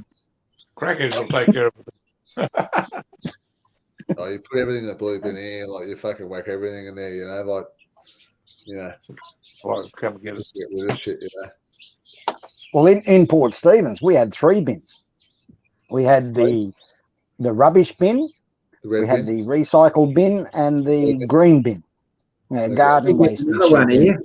here. We've got those three, and they're going to put another one here, and a food scrap bin. Oh, You know, yeah, it's coming in 6 months, mid-year, Pete. That's yeah, coming in. who's paying for that, Jono? Are we paying for that, are we? Oh, well, they're not giving it away for nothing, mate. The rates will go up, of course. You know, we're paying. But a food scrap bin, you know, Fucking bins? 4. We're going to have 4. Yeah. Four fucking bins. I mean, seriously. Yeah, you've got a green waste, you know, that's the red one. Joke, And then mate. there's the recycle bin. That's got the blue lid on it. Then Yeah. there's the general rubbish tin. That's the green one with the yellow top. And I think they're going to bring in one that's got a purple lid on it. Yeah, You know, no, and you're meant to throw food scraps. I don't And think I'll be hanging around. I don't think I'll be hanging around for that, for the purple one. But the good thing is that they won't be coming once a week. They only come once a fortnight. Oh, No? yeah.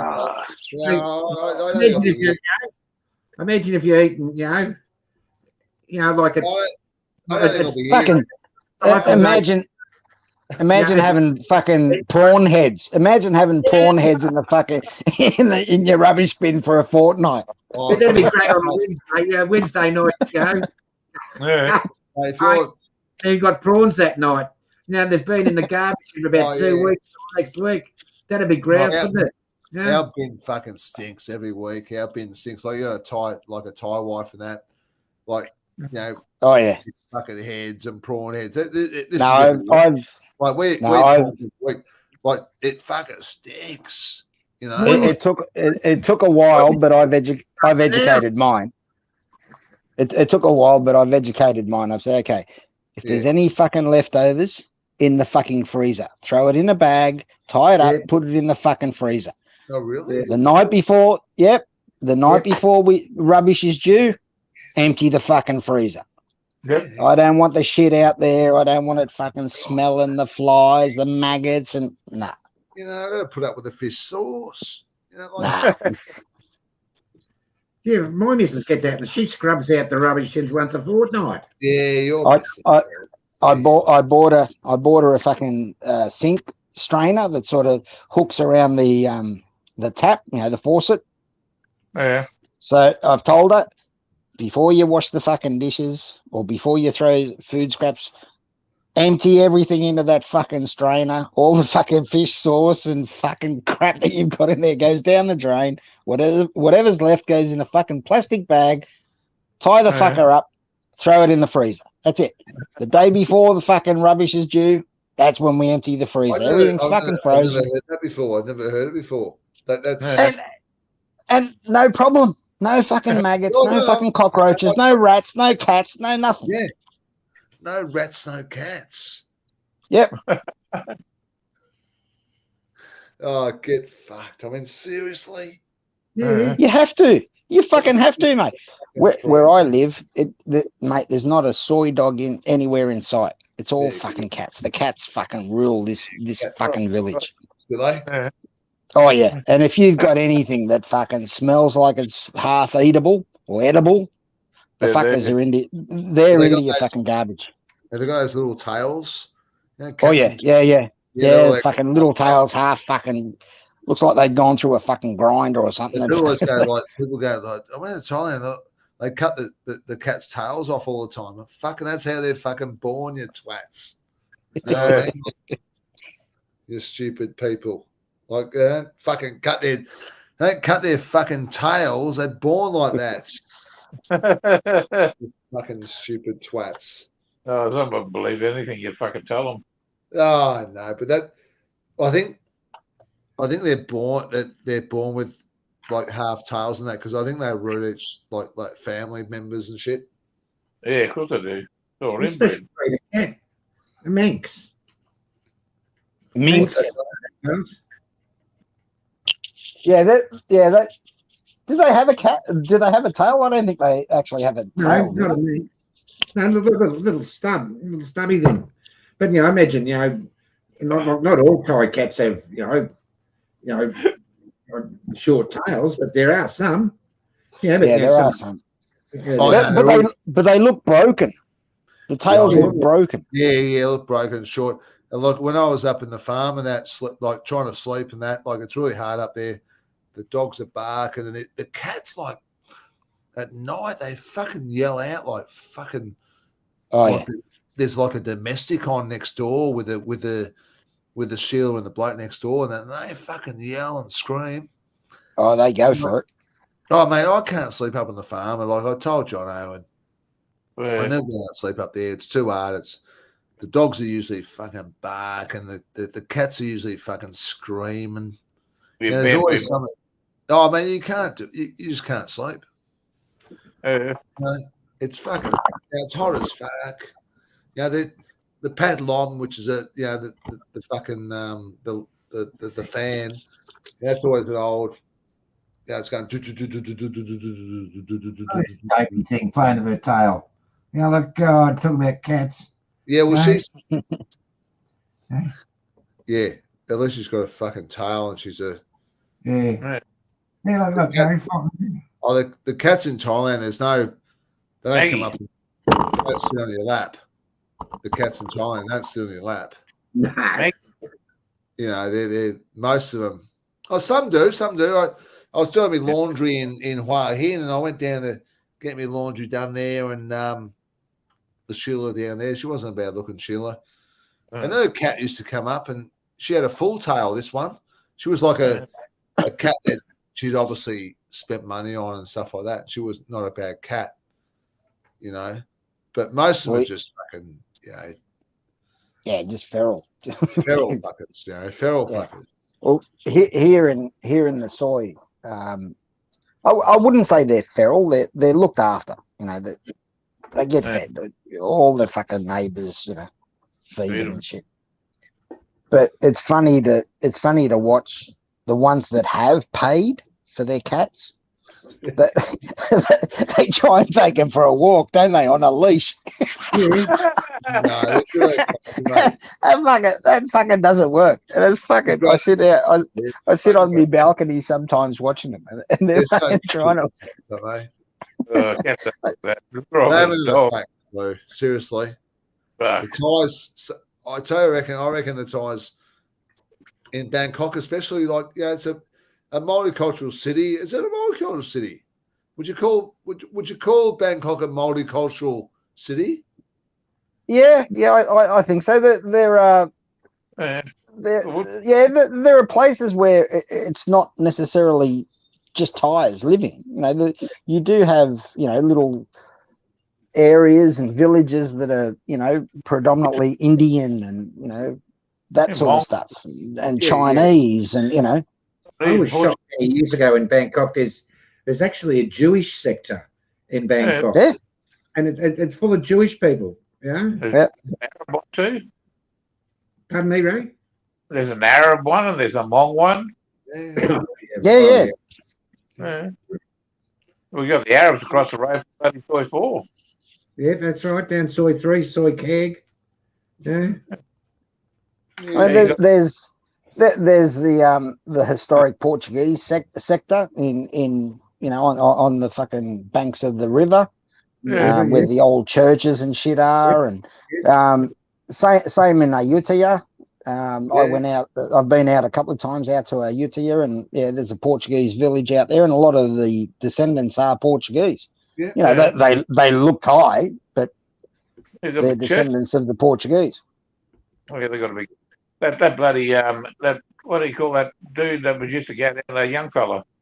What was it? Explore More? I think his name of his channel is. Yeah. Explore More. That's right. Yep. He went down to that area where all the Portuguese big church was. Yeah. Scott Mellon also did too. Scott Mellon did a live stream down there. Yeah, Bangkok, man. Yeah. Oh, you know, it's interesting sort of thing. You know, it's got a big history. But I wonder how old Bangkok is, or Thailand. You know, I'll put that thing up here. I think Bangkok's about 400 years old. Yeah, that's the Coasting era. Yeah, well, I know I'm only dating it back to the Portuguese, and I know the Portuguese are just over 500 years, with diplomatic relations with Thailand, and 500 years ago that was Ayutthaya. So the Portuguese had their own little land and shit, in Ayutthaya because they were helping the Thais in the war against the Burmese. Yeah, it was easy. It wasn't Sukhothai before then, wasn't it? Was Sukhothai before then? Or was it? Well, I'm not sure. Ayutthaya. Jono might. Yeah, I think Sukhothai was a bit of a capital, wasn't it? I mean, that was in medieval times. Yeah. So that was before Ayutthaya, yeah. Like, well, Bangkok came too because of the Burmese burning Ayutthaya. Yeah. Oh. Yeah, well, temples are like you go up there, Ayutthaya, Sukhothai. Went up to Sukhothai this time. Never been there before. Went up with my son up there. Jesus, man, there's so many temples up there. So, and it's just acres of it. You can't walk it. You have to either rent a push bike. There's that many fucking temples there. It just goes on forever. And that's where the kings were and all that kind of stuff back in the day, wasn't it? You got rich history. Yeah, fucking big time. Yeah. Big time, mate. Big time, man. Not like Australia. What we're 200 and how old are we now, Australia? 250, isn't it? 250. You've got to be coming up to 250. Yeah, 250 now. 1788, wasn't it? Yeah, I think it was 1788. We're going right, John. Older than that. Well, actually, Portuguese found Australia before Cook. I know. But with the Portuguese, if you look at history and the countries that they conquered and took over, all the ex-Portuguese countries have reasonably good-looking women.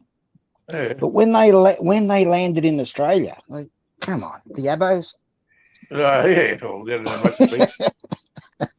Exactly. They fucking moved on, said, fuck this. Well, they had the Dutch East Indies going up and down the West Australia coast before bloody was settled too. They used to go up and down all the time. There's a lot of big history. They go from bloody Java. Yeah. You got Timor. All that bullshit that happened when the Portuguese pulled out of Timor in 1975 and Indonesia fucking invaded. The Portuguese got a lot to fucking answer for, I reckon. Yeah. No more than the Poms. The Poms fucking, they ruled the fucking world, didn't they? Really? Not really. They didn't. Fucking New Zealand. They got to New Zealand and they couldn't beat the fucking Maoris. Maoris kicked their ass. Oh, they would have come up against it, Well, yeah. Well, they could fucking handle themselves, They were fucking warriors. They never. Trench warfare was invented from the way the bloody Maoris fought. They used to build forts and they dug trenches along the bottom, and they had a gap. They used to shoot at the bloody Poms through the bloody gap at the bottom of the fort. The Poms are shooting at the top of the wall because they thought that's where they're getting shot from, but they weren't. They were getting shot at the bottom, and that's what they realised about the trench warfare, the trenches, and then they started. This is before, when they were trying to settle there, and then they adopted that and they started using it during the bloody wars and stuff, and that's where trench warfare come from the bloody. But anyway, interesting stuff. Oh, fuck yeah. Yeah, I enjoy my history. Yeah, me too. I read up all the Pacific, a little lot of reading too. Oh, yeah. That bloody, I've been out there, bloody Vanuatu. You got the Vanuatu, Lifu, all those sort of places. And they got all these different sorts of churches there from different people that have tried to colonise the place, Different See the cat. Oh, there's a cat over the road, is it? Oh, it's only like fucking. That's all I like Thailand because it was always 4 hours before us. Like, what time is it now, Jono? It's 9:30. It's not 5:30. 5:30 there. 6:30. Yeah, 5:30. Happy days. Happy fucking I- days. It's always fun. I've managed to deter the cats from my roof because they cop a fucking hose full when they come over here. Yeah, Yeah. they love that, don't they? Yeah, fucking. Fuck. I don't- I'm out with a hose. I'm fucking. yeah, it's a good way. My cat hates water. Yeah, I've I'll got a tell big- you what my cats don't like is a fucking lawnmower. They fucking hate the lawnmower. And their hose, bloody compressor. That might not be compressor. As soon as I get that fucking thing out and start using the compressor, Oh, they she's shit themselves. yeah, they take. Themselves. They're off. I used to have Yeah. bull terriers years ago when I was breeding them, and I used to get bloody them tennis ball cannons. You stick a bit of bloody hairspray in there, and you put the tennis ball in the pipe, and you fucking hit it, and you go boom, and the fucking dogs would scatter. Fucking hell, good way of getting rid of soy dogs too, I suppose. Ah, fucking soy dogs. That's right. Right. He's the soy dog whisperer. I don't think there's a lot of. I don't think there's a lot of soy dogs in Bangkok. I haven't seen them. I don't know if they've eliminated them or. No, I don't think Bangkok's got the soy dog problem. I think it's more fucking country orientated. But when I first came here, there were dogs. There were dogs in this village here in Bangkok, and they've gone. Yeah. I don't know if the government, had something to do with it or. Yeah, maybe they clean their act up. They're a fucking pain in their fucking ass. Like, give me cats any day, like the dog's fucking coming home from going out was all right, but coming home down that soy was a nightmare, Yeah. It just was stressful. Yeah, it would be. Fucking things. You don't know whether you're going to get bitten. I think we talked about it a lot. You don't know if you're going to get bitten or if you're going to end up on your ass stepping in dog shit. No, stepping the dog shit didn't fucking. I didn't mind that. It was getting bitten by the fuckers. One of my mates got bitten by a Thai dog back in the day, and he was in the infectious disease hospital in Melbourne for about 4 or 5 weeks. Yeah, rabies. Yeah, I think he had rabies. Yeah, he lost about Yes. half his weight and shit. And Who was that dude that used to have the? Oh, hang on a second. they're just cunts of things, man. Seriously, they're really bad, really bad. And I kind of, because I was there for like 5 weeks, I actually got to know the neighbours, and I think they kind of got their shit together a little bit, and just closed the gates at night. Because in the day, no worries, they kind of get used to you. But look at night time, as you know, Joe and John. They just start. Yeah, they just start. Just become fucking feral. One barks and they all fucking start. Yeah. So that's the point of the dog is. They're guard dogs, aren't they? Yeah, exactly. And you don't have to fucking put them outside. Where you shut the gates, because a lot of Thai houses have got pretty good security. They've got gates and all that kind of stuff. Just put the dogs behind the gate, close the gate. Yeah. But for the amount of dogs or street dogs that there are in Thailand, I think the number of people that are actually physically attacked by the dogs are probably low. Yeah. I think a lot of them are more bark than bite. I've seen a fair few attacks though. Like I remember going to some house and I'm talking about up country though. It's a lot different up there. They every house has 5 or 6 dogs nearly. This is no joke. Like 5 or 6 dogs in every property. Like I used to go for a run, keep fit. You can't even go for a run down the road. You can't do it because they just come out, just want to chew your fucking head off. I've seen a fucking you've seen them. video. I've seen a viral video. This dude, Thai dude, obviously, he's walking along and 3-4 dogs come at him from different Yeah. directions. So he starts doing the fucking kung fu fucking moves on them. Yeah. And they all back off. They all fucking backed off. Like as soon as one of them started, walking towards him, he'd fucking, come on, cunt. Yeah, no. Like, there was no physical contact, but I think him acting the way he did confused the dogs. It's part of my past and about fucking Thailand. Like I remember I was up in Nong Khai with Ollie, my missus, back in the day. Up in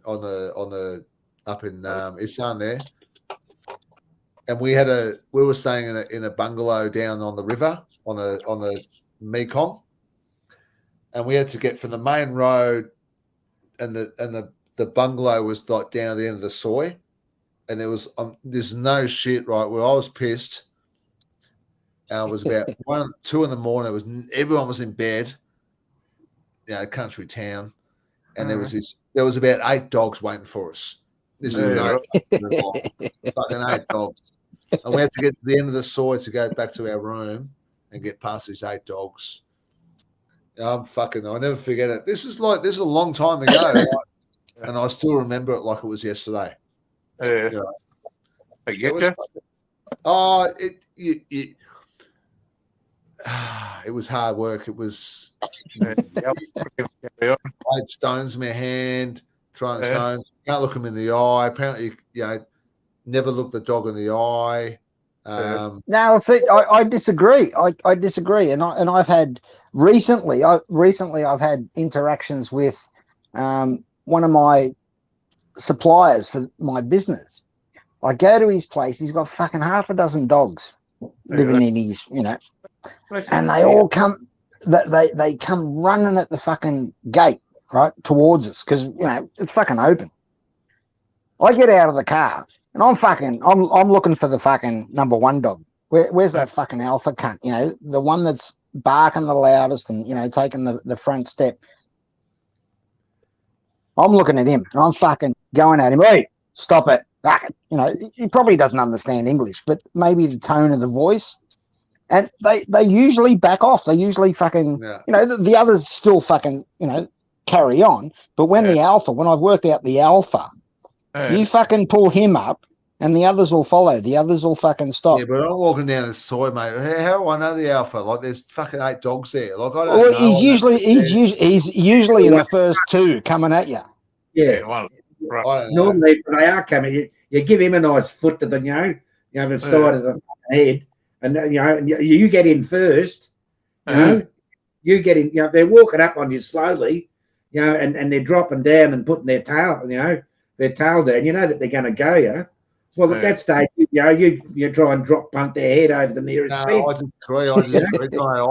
I think you've got to be really relaxed, because if the dogs think you're going to be like you're going to attack them and the kind of stuff, that's when they're going to fucking have a go at you. If they see you as a non-vulnerable kind of person, you're non-vulnerable, so you don't look at the fuckers. You're just fucking on. You're doing your own thing. They can feel your fear. They're going on. They're going on your fear. Yeah, I'm not being the aggressor. I'm getting out of the car. I'm getting out of the car. They're fucking carrying on. I'll turn around. I'll turn my back to them and turn back around, because I know when I turn my back, they're coming closer. Yeah. But I'll then turn back, and that's when I confront them and give them the fucking, oi, stop it. Yeah, I don't agree with that. I don't think it's worked for me at all. If I show, any aggression to them, like eye on eye and all that kind of stuff, I just don't get that. It just makes it harder. I'm not saying it fucking works 100%. The times that I've had to do it, it's worked out for me. Walking into fucking temples in mind your own business. Nah, fucking. With their bark and they bark, they'll come up right next to you, like right here. Yeah, bark. Just keep on. I've walked into temples in Canterbury where not tourist temples, just fucking temples, and there's no one around. And we'll get out of the car for some fucking photos, and I just want to look around and shit. And the dogs come out. The fucking dogs are coming out, and they're coming at me. And I'll just walk up to them, you know, and they're coming at me. And Yeah, but Temple because dogs if you run away, they're gonna fucking chase you. No. If you show fear, they're gonna go you. You don't run away. You just ignore them. Oh, Temple dogs are different. Temple dogs are a little bit different from your soy dog. You know, It is, you know what I mean? Like, you know, Well, temple dogs are well fed, I guess. Yeah, they are, and they kind of look after the mutts. They're not as aggressive. I don't reckon they're as aggressive as the soy dogs. I mean, Jono probably knows a lot more. But one thing for sure, if there's 10 ties walking down the street and one farang, where are they going to go? They're going to sort out that farang, aren't they? And go straight to them, you know. It's always it's the same with the dogs, mate. Like it's always 5 dogs on one farang, or 5 ties on one farang. You know, like Rich Free in the chat, or smack them with your flip flops. Exactly. You know, I've had a lot of problems with them. Pain in the fucking ass, they are. Oh, if you get the alpha to be your mate, you laugh and he keeps the rest away from you. Yeah. You're only there. Like, I don't fucking. I don't know what the alpha is or the fucking female, or I don't really give a fuck. The alpha is the scary cunt coming at you. He's usually the biggest. And the mangiest. I'm not there to work out who's the alpha, Joe. You know, like, you're too far gone at that stage. I just want to get home. I don't want to know about it. I don't want to know. I want to know who's the alpha. You have to buy a fucking cattle prod. Lock the fuckers away. You know what I mean? I'm paying good money. You know, I'm paying good money for this Airbnb and all that kind of stuff. For these fucking dogs. Give me the fucking shit. Sick of it and buy a cattle prod. Always whack have. Zap Always one with give me the shits. The dogs in Thailand, they give me the shits. Fuck it. And I watch these people, and I don't care what people think. You know, like I'm not real controversial, as you guys know, but at the end of the day, if I'm watching fucking these YouTubers fucking feeding these fucking dogs, these fucking these soy dogs and all that kind of shit, you're fucking having a fucking laugh, aren't you? I mean, you've got people in Thailand, right, that are fucking, that can't feed themselves, and you're feeding fucking dogs. Exactly. You know, I mean, fucking seriously. You got people, you got the half of population is fucking surviving just. You're worried about a fucking soy dog. I mean, fucking spare me. You know, not interested. And they all do it. A lot of YouTubers do it. You know, feed dogs on the street and all that kind of stuff. What about feed the fucking people? What about feed the fucking kids? You know? Well, no one starves in Thailand, Pete. Pardon? No one starves in Thailand. Right. No one starves in Thailand. There's always food. They might not have money to spend, but they'll always get food. Yeah, but I'm not just talking about that. I'm talking about electricity and fucking, like I know, like up on Ollie's farm, there's houses up there. They've got no electricity. Put money into the fucking humans, mate. All these fucking canine fuckers. Like they. The problem is over there that they've got they haven't spayed the fuckers. They just breed like fucking there's no tomorrow. And obviously the Thai Buddhism and all that kind of stuff just fucking it's just ridiculous.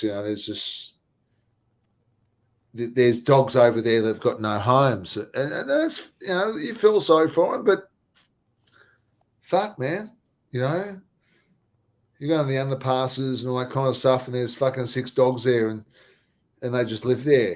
They've got no fucking owners and shit.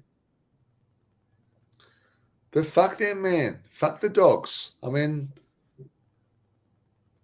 You know, fucking look after the 75, 80 million people in fucking Thailand now, and most of them under the poverty line.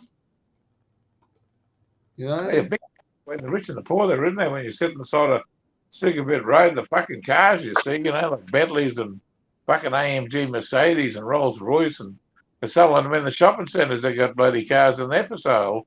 fuck the dogs. Incredible. Hear what it fucking anyone says. Mhm. Animal activists and all that kind of stuff. Look after fucking my own people first, my own family. You know, no fucking struggle. I'm hungry. I'm going to make a move in soon. Go and see, watch a bit of TV with the terrorist. Yeah, no worries. Where's the cat? Take it off, actually. Yeah, I think she's gone in. See her looking around when I was calling her name before.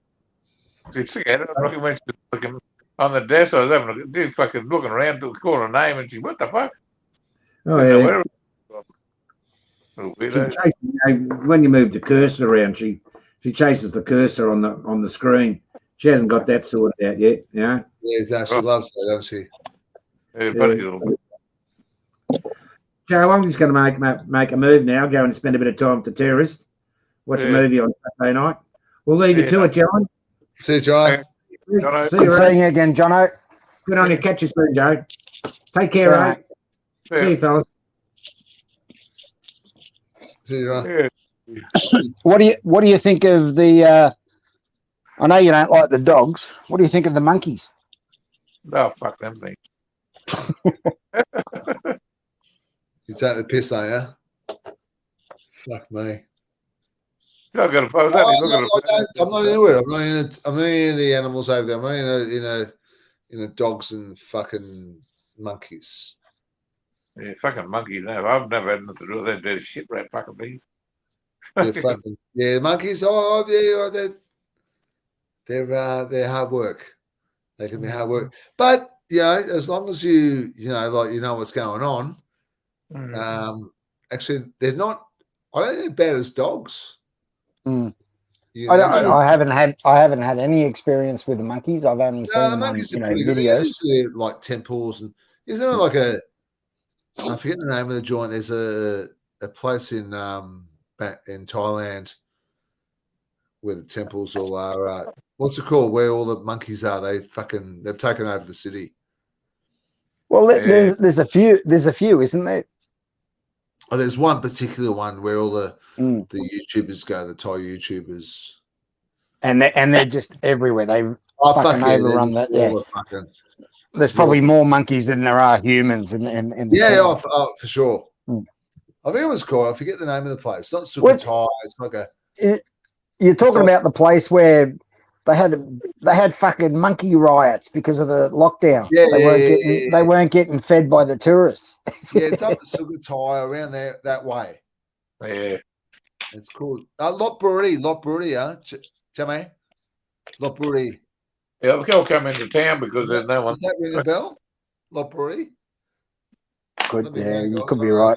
Maybe I don't know Lopburi, but they're no good too. Monkeys, they're fuck those cunts. Yeah, Rich Free, that's right. The monkeys went completely mad during the lockdown. Yeah, they weren't getting fucking fed by the tourists. Yeah, well, they took over the town, didn't they?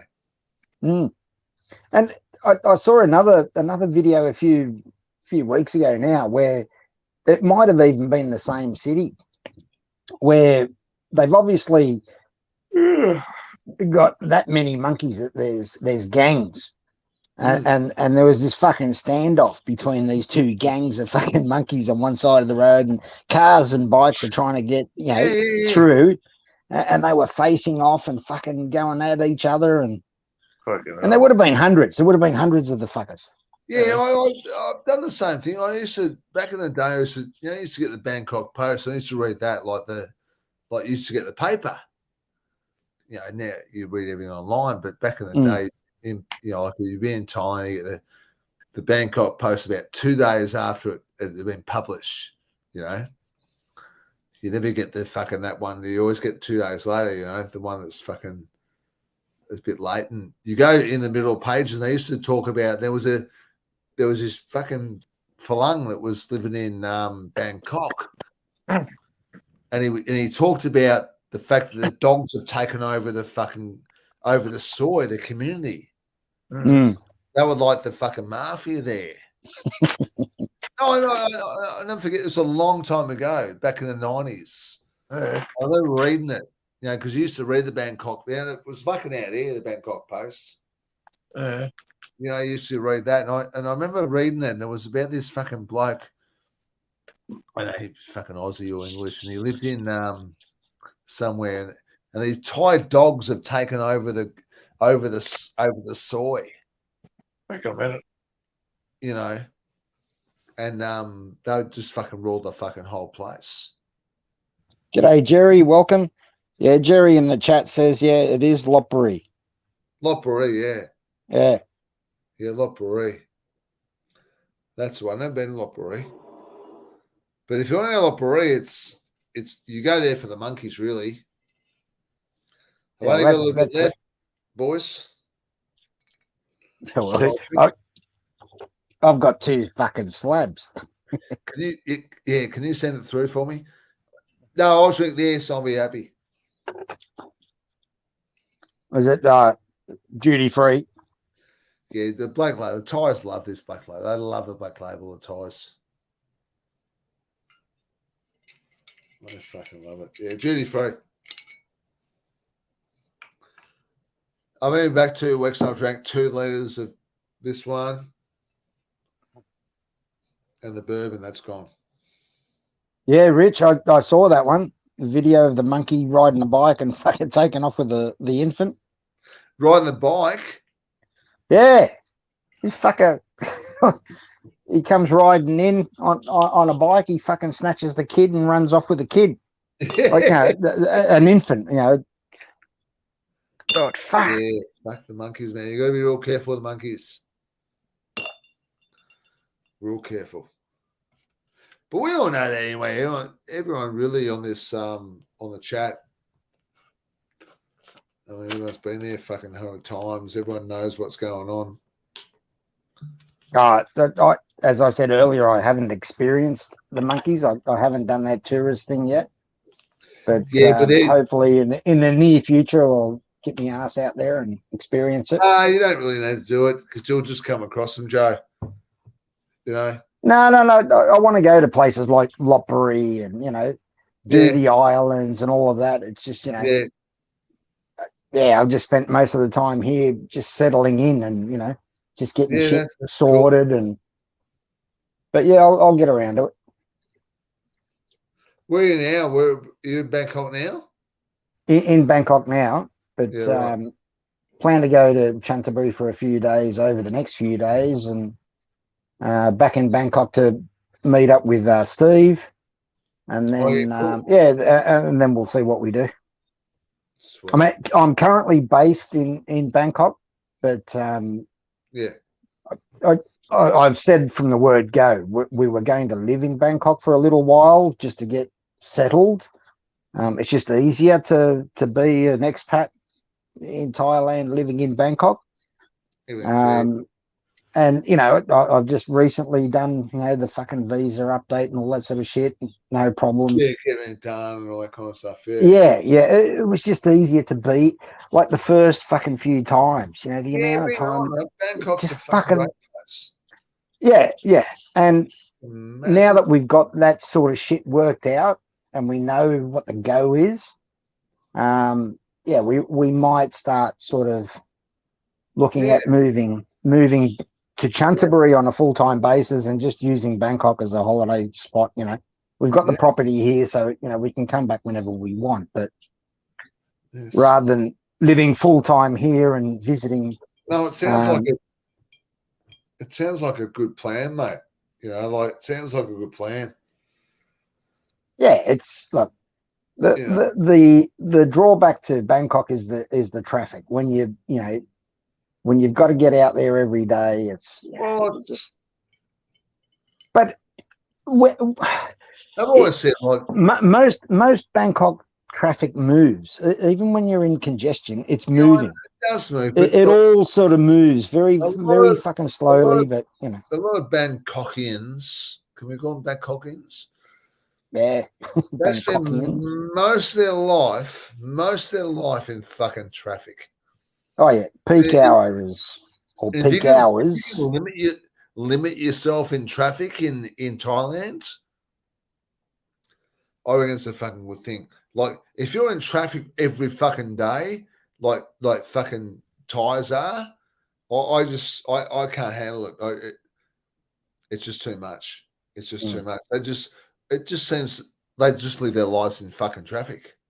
Don't you reckon? Like do you reckon Yeah, yeah. most? Look, if during peak hour, I agree with you. Driving in Bangkok traffic in the middle of the day or late in the evening, it's actually I find it enjoyable. I guess is a good Enjoyable. word. Yeah, because it's not banked up. It's not. It fucking flows and it flows well. Yeah, right. What But time? What time we're talking about? we're talking about after say 10:30 a.m. through to about 3:30, 4 o'clock in the afternoon. It's actually not bad to drive. I enjoy driving because it does flow, and you've just got to be confident in what you want to do. So if you decide you're going to fucking veer left, you fucking veer left. You know, you've got to Sure. be. I'm Don't be hesitant. Don't be hesitant in what you want to do. I don't take it away. I think that driving in Thailand's pretty cool. I think it's pretty easy. Everyone's like, it's kind of weird, isn't it? Like over here, we tend to get into fucking, we have blues and fucking road rages and like kind of stuff. Yeah, that happens here too. That happens here too. Yeah, That I know. happens here too. Not much. I mean, you can cut someone off and you can bib Oh, yeah, someone. yeah. I mean, there's nothing like here. I mean, let's face it, Joe. I mean, seriously, like it's a fucking joke here. You fucking Most of the issues I find in Bangkok. over here. You look someone fucking give in the face over here, they want to fucking kill you. I mean, Yeah, true. That's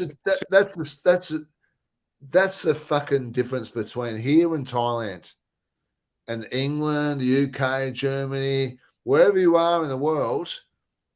That's the difference. Everyone over here wants to fucking kill you. Everyone fucking is growling at you and all fucking doesn't, fucking what are you fucking looking at? In Thailand, it doesn't happen. I don't see that. It never happens to me in Thailand. I'm there, you're there. Yeah. It doesn't happen. It doesn't happen. Just a Buddhist culture. They're a lot peaceful in here. Traffic and they're considerate of each other. Like here. Australia's like. In Thailand, they're not considerate. In Thailand, it's first in, first serve. Whoever gets their fucking nose in, they've got right away. I'm not saying that, Joe. I'm talking about violence, mates. Okay, I agree with you that there is. Yeah, if you did or if I did some of the things I do here in Bangkok traffic in Sydney, fucking, it'd be on. It'd be fucking on. But here you've got to, like I said, you've got to be assertive. You've got to, if you decide you're going to fucking go left, you go left. Yeah. Don't wait to be fucking, you're not going to get an invitation. You're not going to be, wave you through. That's not going to fucking happen. If you don't fucking go, they're not going to let you in. They're going to fucking just keep on going. And if they're flashing lights, they're already telling you, I'm not letting you in. Don't fucking try it. Whereas in Australia, if they flash lights, they're letting you in. They're telling you, there you go, mate. Yeah. The arm just. G'day, the arm. On the chat. No, but I agree. I'll give you like a quick example, right? So when I was in Hua Hin, I hired a bicycle and I was riding around fucking Hua Hin. I was going to bars and down the beaches and restaurants and fucking everywhere. And I never locked the bike once. And even within fucking not eye distance, you know, like I just fucking leave it there. I never got knocked off at all. And like down the football club yesterday, one of our bikes, the kids' bikes got knocked off. Yep. But that's the thing in Melbourne. Like it happened years ago when I was a kid. It doesn't happen there, man. I'm not saying, look, I'm not saying there's no crime there, Joe, but it doesn't seem to fucking, it doesn't happen there in your face. It does happen. It does happen. I know it does. And that's why a lot of the Thai houses have fucking steel bars across their windows and shit, and the doors, and because it happens. When you travel there, obviously it's a you might not. You're right. When you travel there, you don't see shit. And like I've traveled there that many times and never had a fucking problem, and then come back to Australia and it's full of fucking dickheads. But I know when you live there, obviously, look, I'm not fucking, obviously there's crime there, but I fucking left this fucking bike everywhere, Joe, in Hua Hin. No shit. I had a lock and all that. I was just lazy, never locked it, and never fucking. It was a good mountain bike. It was a fucking good mountain bike, and fucking if that was in Melbourne, where I live, it would have been knocked off fucking bang like that. We're gone. Fucking 6 weeks. Didn't fucking touch it. Didn't touch it.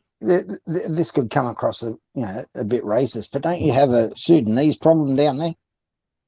Not where I fucking live. Not where I fucking live. No. Just kidding. No, you're right. No, we have got a Sudanese problem, but not where I fucking live, in the eastern suburbs. Oh, man. I don't live over in fucking Shits Grey or fucking Sunshine or Shit's great. I don't fucking live there. I live here. I live in Fucking in the east suburbs, man. I've got the mountains up there, man. Lived here with my family all my life. Got the fucking, we don't have fucking, that. Actually, they're good footballers too. That's well, they would be. They would be. We don't get the good footballers over here because they all live in the west. All the Sudanese are good. They're fucking good sportsmen. Fucking didn't Morocco do well at the World Cup? Yeah, they did well, didn't they? Fuck. They did well. Yeah, fucking that was the other thing, wasn't it? Like, we're there for the World Cup as well, weren't we? What's the World Cup over there? Like, that was one of the reasons I fucking went there, really, but it kind of got lost. Oh, the coverage was a fucking joke. In Thailand, the coverage was a joke. Minute, wasn't it? It was last minute. It was last minute, and when it came to the semi-finals and the playoffs for the last 2 matches, just because I took out a subscription with True because I could see all the matches, and then the last 2 fucking matches weren't shown through True, and I ended up watching them through a free channel. Big W, fucking on the money there, mate. That's why the way I see it. But yeah, the football was a bit. It was like last minute, like even Nick Dean was talking about it, like on his channel. Didn't know whether he was going to get the coverage in the bar. Obviously going to draw attention, get fucking people fucking buy piss and all that kind of stuff. Well, it was because nobody was putting their hand up to pay the licensing fee.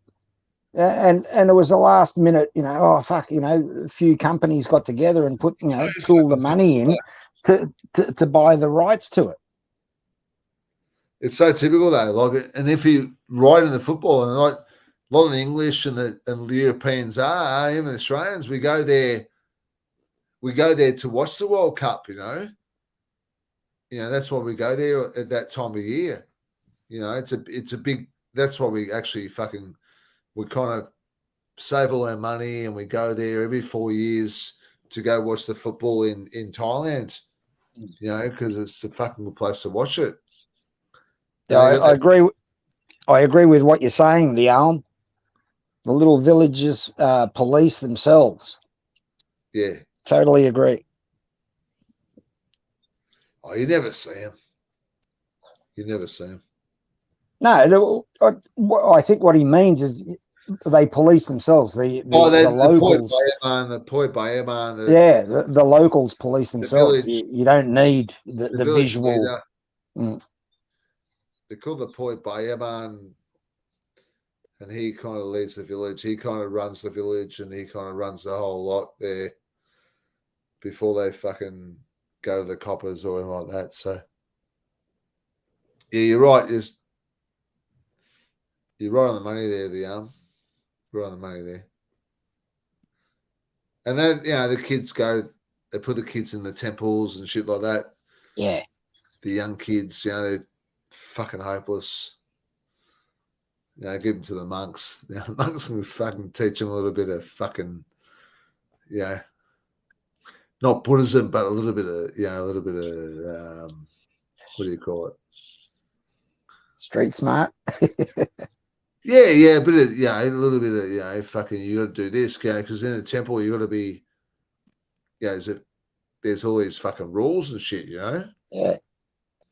So I think that's why they go in there. I remember as I was up there, I went to temple for it was about 2 nights. It was long enough. I couldn't sleep on the floor. It was too fucking hard. But that is sleep. The Thai men have to do a is it a 3 month, 3 month stint or something? 3 months or thereabouts. Thereabouts.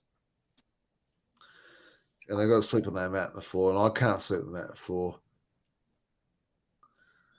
But they are, yeah. That's the way it is. That's the way it is. The old folk. I did it for 3 nights. So that was fucking hard work. That was hard work. I got up, you know, went to Bindabat. You know, Bindabat's when you go out in the morning and you go around. Yeah. I know Bindabat. Yep. Yeah, you know Bindabat. That was, and even the Thais, like even when I walked around, like because I was a Falang, and they're thinking, what's this fucking bloke fucking doing with the fucking Thai monks, you know? Mm. Yeah, it was a bit like that kind of thing, but just getting up I couldn't do the monk thing. I had enough drama, just fucking kneeling, during my wedding. During my wedding, that fucking killed me. I couldn't do it. Why? You might, being a soccer player yourself, you might know I've done all me fucking ligaments and fucking. Yeah. Oh, mine. Yeah, okay. I did the Thai wedding. Yeah, I did the Thai wedding, and that goes for fucking hours. You know, trying to fucking kneel down. You know, facing the monks. Fuck, I couldn't do that. I mean, I did it. I did it but I would only last 5 minutes, 15 minutes max, and I'd have to change. I'd have to fucking sit on my ass sideways or something. I just couldn't do it. They sit cross-legged like there's no tomorrow. Yeah, but they don't want you sitting cross-legged, because your feet are then pointing at them. Exactly. So you've got to sort of sit kneeling. It depends on the person. Like, you know, like if I'm in a family and I'm pointing my feet at someone. Yeah. And I think they've felt a little bit fucking sorry for me, so it was okay for me to cross me fucking legs, because I can cross me legs. I can sit cross-legged, no problem.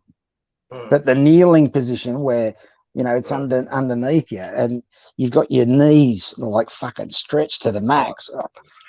Couldn't do it.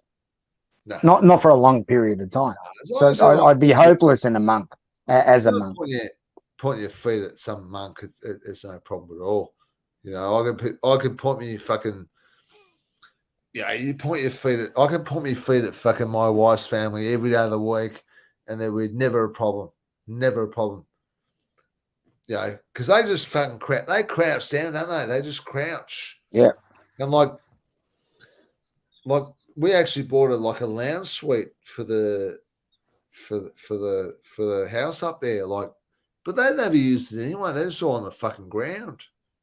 You know, they eat dinner on the ground. When you're with the family, do you No.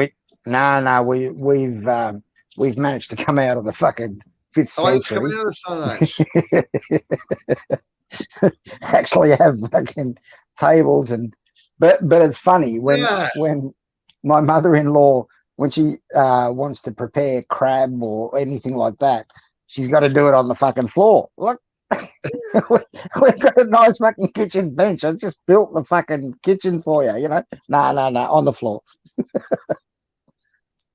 Oh, the Arms just said had the Issan wedding full uniform. Sweater like anything. Yeah. Even at 8 in the morning when I went on the bloody house. Yeah, we're going to Yeah. It's Yeah. I did it too, mate. Fuck. It's an all-day thing. We've all had our experiences, haven't we? With Thailand. It's great. Yeah, I had the Thai wedding, you know, the full costume. Yeah. Well, I never do that. I never do that. I did the Thai wedding over here, the Thai restaurant down in Bayswater. Yeah. And just did that way. So I was, kind of got away pretty well with that. But doing the old fucking Thai wedding in the hot weather. Yeah. Pampui, do they have good donuts there? Yes and no. They do. Well, it depends where you are. Like if you when you're selling Pampui, when you're selling fucking Huda, people get the munchies. So people want eat donuts. So exactly. Like a typical fucking a Kopangan full moon party, right? Kopangan full moon party every month. Everyone's on the fucking gunja. So they fucking sold the best donuts. Yeah. Because everyone had munchies. Even the little cakes are nice. Yeah. So there's no shortage of snacks if you've got the munchies. Yeah, that's right. 11, you get yourself a fucking good, cholesterol problem there, won't you? You wouldn't worry about a donut from Pui. You wouldn't worry about a fucking donut, mate. The food is just fucking out there, isn't it? All the time. Oh, yeah. Yeah, that's the thing about this joint. You come out to Australia, it's like McDonald's, Hungry Jack's, KFC. That's all it. Else. Yeah. Well, that's also on offer. Right? Over there, you got everything. Fuck, you look out Terminal 21, there's just 2 floors full of different fucking munchie places. Even 7-Eleven. 7-Eleven. You get a good bit of. Remember when Clark got a dose of food poisoning from one of them ham and cheese toasties? Could have a nice account. I went crazy on them when I first got there. I was on the cheese toasties and me too. Buy beers in 7-Eleven. We all know that. And in the 7, I'm buying fucking beers. It's just too easy, man. Yeah. Everything's just too easy there. Like here, you got to go. Like if I want to. Like now I'm back in Melbourne. Yeah. And so I want to go get a couple bottles of fucking Leo. Yeah. I've got to drive down the road. It's all fucking. But Pedro, it's easier than that now. 7-Eleven have delivery. They got Taco Bell here. I know they do. I know that. Yeah, you don't even have to fucking walk and get it. They just fucking get on the blower or get on your app. You don't even have to talk to anyone. The app. My wife's family they ordered the food and it was coming out it was only around the corner, 7-Eleven. You could walk there. Yeah, same here. You could fucking walk there. They're driving down the soy. Oh, it's a fucking great joint, isn't it? Hey, you tried Taco Bell? That shit, you're like a bird. You get the projectile shit. You bend over and just squirt it out the window. Taco Bill's. Taco Bell's now in Melbourne. Yeah, No, I Taco never had Bell. over in. I never had Shit. Taco Bill's, the Mexican stuff. Big Yeah, W. Mexican. Yeah. Have you had that over there, Joe? No, I haven't. I have had tacos, Uh, but it wasn't Taco Bell. fucking Taco Bell here, man. It's absolutely rubbish.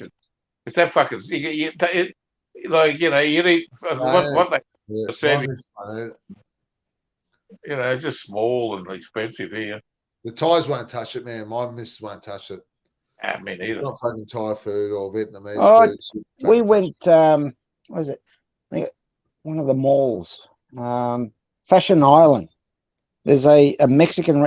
Wasn't Taco Bell, but there's a Mexican restaurant in there, and we were looking for lunch or somewhere to have lunch one day, and I suggested Mexican, Yeah. and the missus said, "Oh," she said, "Oh, I've never had it, you know." So we'll give it a shot. So we sat down, and it was surprising how many or how busy they were. There were a lot of Thais in there. Yeah. But that was just a Mexican restaurant. I don't remember their name. Fucking. What do you think? She like it? She had burritos or something. Yeah, she didn't mind it. She didn't mind it. You know, of course, it wasn't hot enough. You know, being a Thai, I want more fucking chili. Yeah, I love bloody Mexican, but it's got to be good. Fucking, Yeah, I think I had a burrito. I think I had a burrito or something. It wasn't too bad. But then I've had fucking kebab in fucking Chatuchak. Absolute fucking rubbish. Yeah. No good, huh? No good? Absolute rubbish. Yeah. Fucking, they just throw fucking. I don't know if you found this, but with the Thais, they love their mayonnaise. They fucking throw mayonnaise on everything. And we had. Oh, they're gonna have sauce. They're gonna have sauce. They're gonna have sauce on everything. Yeah, but not fucking mayonnaise. They Yeah. fucking. I got a mixed meat kebab, and look, you got to hand it to the fucking Greeks and the Turks. They make a mean fucking kebab, but in Australia, that's most of the kebab shops are fucking either Turkish or Greek or something. Shit. And they're in Australia, I found them, they were always fucking good. But I had one at Chatuchak a few weeks ago. It was fucking full of coleslaw. There was more coleslaw in it than fucking anything else. It was just and full of mayo. It was rubbish. That's not good, is it? Now, But Big W, the Vietnamese food in Melbourne's fucking sensational. Yeah. You said it fail. I mean, I was in Victoria Street last week. We probably bumped into each other, mate. We didn't even know. I had a fucking ball. It was good food. Melbourne's fucking great Vietnamese food. Really good Vietnamese food. Yeah, I'll get the bloody seafood, but no, the food truck events they have here, the Vietnamese ones is really nice. You get that Vietnamese fucking good food. It's good food, man.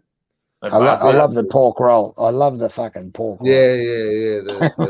If it's lunchtime and I'm walking past that one of those Vietnamese bread, banh mi or love them. Nice. Yeah. Tasty.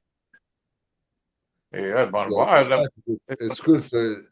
There's a Vietnamese dude owns a buddy, what do you call it here, a bakery, and he sells those banh mi's. Not bad, wouldn't be as good as a proper one, but it's all right. Yeah. But I like the bloody Vietnamese spring rolls. They're fucking beautiful. They're a little bit different than the other ones, but you get fresh ones, at the bloody markets and stuff. Nice. No, Big W, I'm sorry to hear that, mate, but I was there last week and I had a fucking ball, mate. I had great food. Fucking druggies around, but I had a good time. But no, that's okay. That's cool. That's cool. That's one of the good things I like about Melbourne is the food. You get here. I go up to Darwin in 2 weeks up to Humpty Doo. Get up there, fucking go fishing. Humpty, like Darwin's more fucking Thailand than fucking Melbourne. You know? Yeah, well, you're that much. You 2,000 kilometers closer to the fucking equator from Melbourne. Exactly. So bring it on. Bring it fucking on. Mm. You know. Yeah, for people overseas, they probably couldn't get their head around that. You know, you fucking. I'm just going up to Darwin. You know, it's still in Australia, but it's fucking 2,000 kilometers away. Yeah, Exactly. Fuck Takes it. even Brisbane, it takes forever to go over the fucking get in the Gulf of Well, Carpentaria. fuck yeah, from Melbourne, man. Melbourne and fucking Thailand. You know, it takes you 9 hours to get to Thailand, but it takes you 5 hours to get over fucking Australia. Exactly. You know? Yeah, that I hate that part of the fucking trip. You see, sitting on the plane, they got the tracker.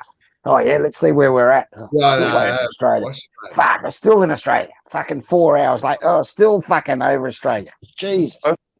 I sit there staring at that going, we're there yet, we're there yet, we're there yet, we're there yet. I'll go for a piss and go down there, fish come running back, you turn it back on again, we get a little bit closer now. Watch half a movie, turn it back on again. How far are we now? Yeah. It's a good country, But Australia. It's a good But country. it goes pretty quick once you hit Singapore, doesn't it? Or when you start seeing once Singapore you- on the radar, it's we're almost there. Start getting ready. Where's me fucking shoes? Get all your shit together. Once you go over Java and Indonesia, they go bucket up, they go down there. One more beer before you fucking land, you know. Oh, there's always time for one more. beer, one more singer. You know, Yeah, before when you land. Gulf of Thailand, you go there, that's when you're reaching for your bloody, getting everything organised. Yeah, but it's it, man. It's 5 hours going out of this country, man. And like, I'm looking forward to getting to. I've been back 2 weeks, man. And I tell you what, I don't fucking want to be here at all, at fucking all in Melbourne. You get fucked. I want to be. Yeah, I'm just going up fishing up and down for a couple of weeks. After that, I actually might be back in Bangkok, I reckon, Joe. Cool. Yeah, for sure. I fuck, man. Rich. It's going to be steamy up and Darwin, Pedro. Oh fuck yeah! Bring it on! Bring it on! Bring it on! Bring the sharks on! Bring the barramundi on! Bring the meter is on! March up there, that's the fucking hot time of the year. Oh You'll fuck be right. yeah! It's still rainy season. See if you can lash hold of one of them leader prawns. They're about a foot long, eh? They're fucking huge. Yeah, fucking. We went fishing there about the same time, fucking 2 years ago, off Dundee Beach there in Darwin, and we got sharked out big time, man. Like you pull a fish in, and there's like tigers and fucking like the croc, tiger sharks, fucking. Oh yeah, and the crocs. Don't forget the crocs. 6, 7 crocodiles. No, not out. Yeah, you get from Dundee Beach, you go out like 4 Ks. You know, like there's no crocs out that way, but you got the sharks. So you're bringing the fucking fish in. Usually, you know, and the crocs, the sharks get hold of them, man. Fucking hell, you fucking like just break the lines all the time. There was a thing on the news tonight about a bloke out tuna fishing somewhere, and he's trying to pull in this big tuna, and the water just started bubbling with sharks. They were just in a feeding frenzy because they go for ages without. And when they do, they just go full on. There, man, because that's what they like. Up in Darwin, up in Dundee, and that. Yeah. You know, if you're a fisherman, like I'm not a fisherman, right? But you know, I do the right thing by my mates up there when they go up there because they live there. They actually live there. They live in Darwin for a reason. Yeah. My mates live in Darwin for a reason, and the reason they live in Darwin is because they fucking want to fish. They're fishermen. It's their backbone. That's what they do. So you go out there and you're fucking catching fish, and there's fucking sharks pulling the big fucking tiger sharks, man. Oh yeah. You know, They were going up the mouth of Brisbane River catching tiger sharks and fucking big bull sharks and white prawns, all sorts of shit out. Yeah. Fucking crazy. They go out with a great big lump of meat and on Oh, up there, Joe. yeah, they go out there with a canoe and drop the fucking drop the bait in the middle of the Fucking river. shit, man. Like, it's a fucking different world up there, mate. Like, they get the fucking Melbournes up there, you know, with the cappuccino fucking drinkers. They wouldn't handle heat. They get beat up on the main street anyway. Rich Free, is the food fresh from the farm in Thailand? GMO. The food tastes wonderful. Of course it does. It's not freeze. It's not forced ripened. But it's not fresh from the farm, and it does have GMO, and it has a lot of MSG. Yeah, a lot of the foods in Thailand are fucking covered in MSG. I love it. And you know, when you go and order food, a lot of the times you should mention that you don't want MSG in it. I don't. But having said that, a lot of places say, "Well, too late; it's already in it." I wouldn't even fucking bother. No, we do. Me and the missus, when we go out, we ask for no MSG, and you know, more often than not, they say, "Yeah, okay, no worries." Really? But yeah. But if you are, you know, most dishes, you know, are cooked in a fucking wok, and if you look at all the ingredients that go into the wok, one of those ingredients, one of those sprinkles, are usually fucking MSG. Yeah. And you know, you go to any grocery shop or macro, MSG is for sale everywhere. Yeah, you buy it by the bucket. Oh yeah, yep. You know, 10-kilo bags, fucking MSG. Yeah. So it's widely used. It's, you know, it's everywhere. Oh, my wife uses it all the time. She uses it all the time. And when you look at, you know, the size, like seafood, when you look at the size of fucking oysters and prawns and shit like that, I mean, you got to remember most of this shit is farmed. It's not wild caught. Yeah, so, is there GMOs? Yeah, for sure. You know, these fuckers want to make a buck. You know, these Thai. Yeah, exactly. So they're pumped full of fucking steroids, and you know, you know, yeah. Fucking nice. But it tastes good, yes. But you know that bloody Pattaya in Chonburi, the halfway between Pattaya and bloody Bangkok, there's a big concrete causeway. Have you ever seen that at all?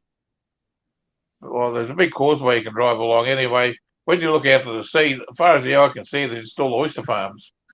And I went to a little restaurant there, and everything was caught within a couple of miles of the place. Jesus, it was good food, eh? Straight out of the ocean. Well, in Chonburi, there is a large, you know, fishing. Well, it is a traditional fishing village. It's on the beach. It will be.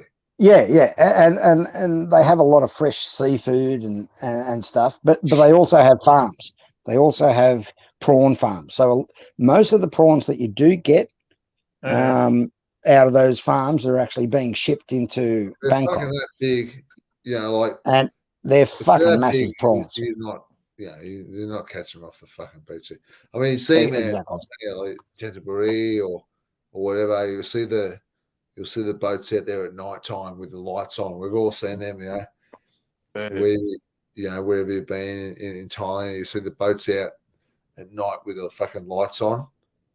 But they're not catching those fucking big prawns, man. They're farmed.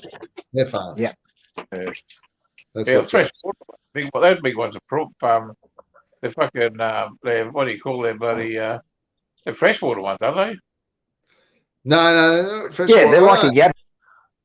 Yeah, like a big langoustine. They're big as fucking. They charge heaps. Like but they've got the claws on them like a yabby. Yeah, they fucking spice them up. Just fucking fresh ones. They're huge. Big seafood. You know, dinner with the boys. It costs you a few $1,000, you know, like. But you don't mind that. You know, it's pretty good. You get the calamari, you get the squid, the prawns. You get a big fish, fried fish. I always like the fried fish. You know. Yeah. You know, Yeah. and a bit of rice and all that kind of stuff. You know, like it's a fucking ripper. You know, Yeah, like look, you get them the street feeds, though. You like to get them to throw it back on the fire for a bit, kill any bacteria before you yeah. eat it. You like, you Oh, know. the fried fish that go, or the steamed fish or whatever. You know, they do a great fish, and Yeah. it's a fucking ripper. You know, you fucking eat well. Yeah. You I like the fruit. There's none of it's forced ripened like here. Just straight off the fucking, you know, straight off the farm and into bloody macro or whatever, you know. And then the fucking street vendors get it, and bloody, that's nice, beautiful. I was nearly a vegetarian the first time I was there. I love the fruit. Yeah, their little pineapples are beautiful. oh no, it's good, man. Like you get it everywhere, can't you? Yeah, You, but start, you walk outside your room or whatever you're staying. You get pineapple. You know, fucking. I like the fucking signs they have for that bloody durian, no durian, and the same for that And in whatever. the other fucking yuck. It's just easy. Yeah. And they cut it up for you. It's all cut up.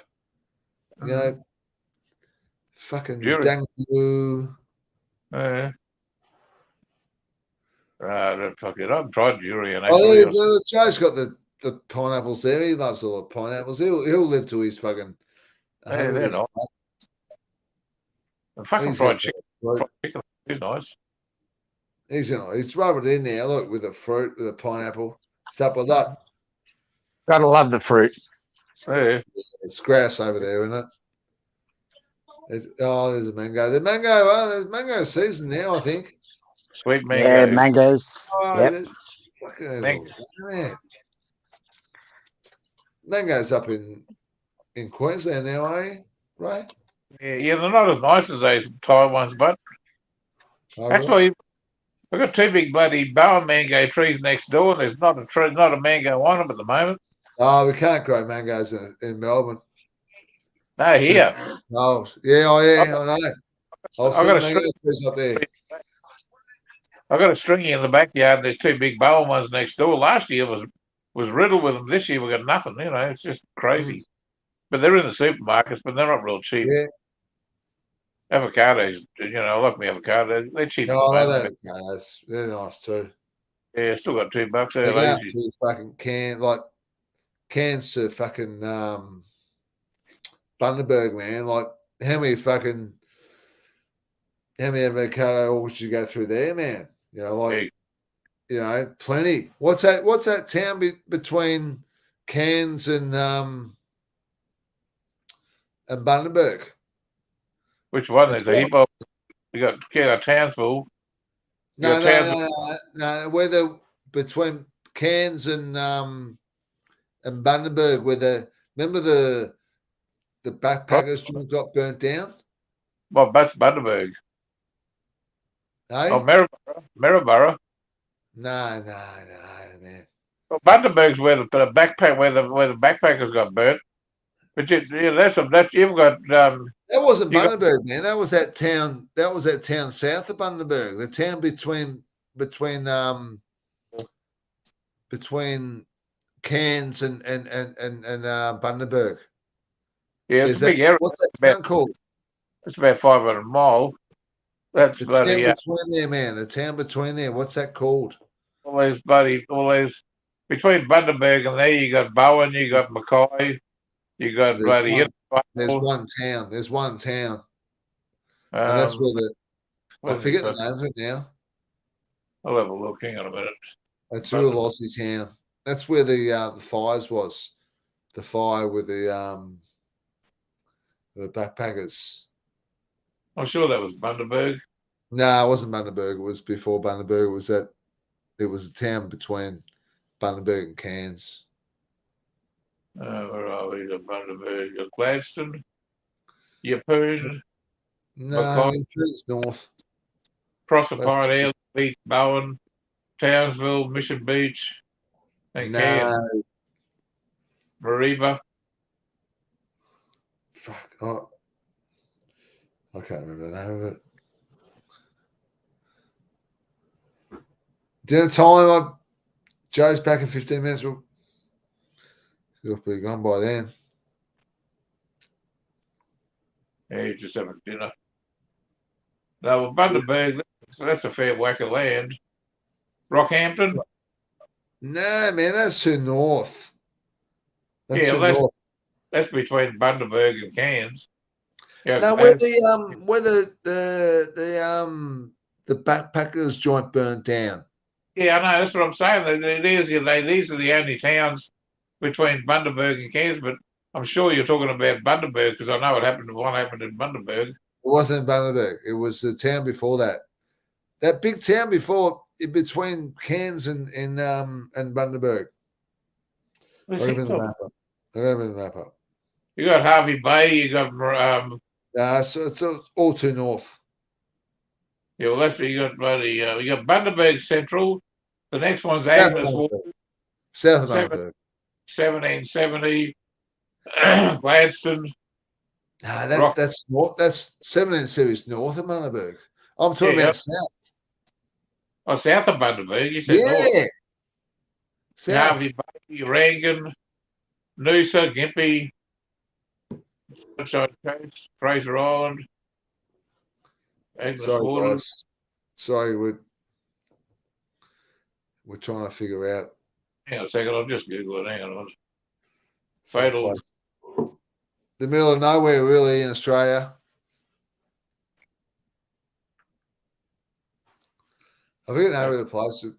It's like a big Aussie town, a couple of pubs, about 3 or 4 pubs before you get to Bundaberg. Bundaberg.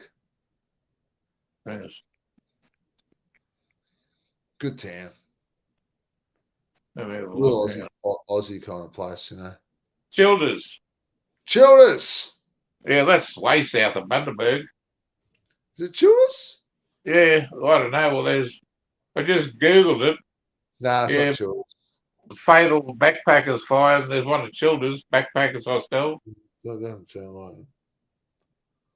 That's just about south of Bundaberg. That's about the only one in backpackers. Let me have a look. Sorry, they're all Childers. But sorry to bore everyone on the chat. But I've got to get this fucking sorted. Hang on a second. No, well, it must be Childers. Childers. Childers is about it's north of Gympie.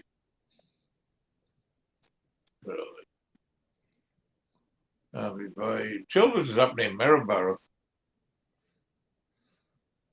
All right, Maryborough, Tyro.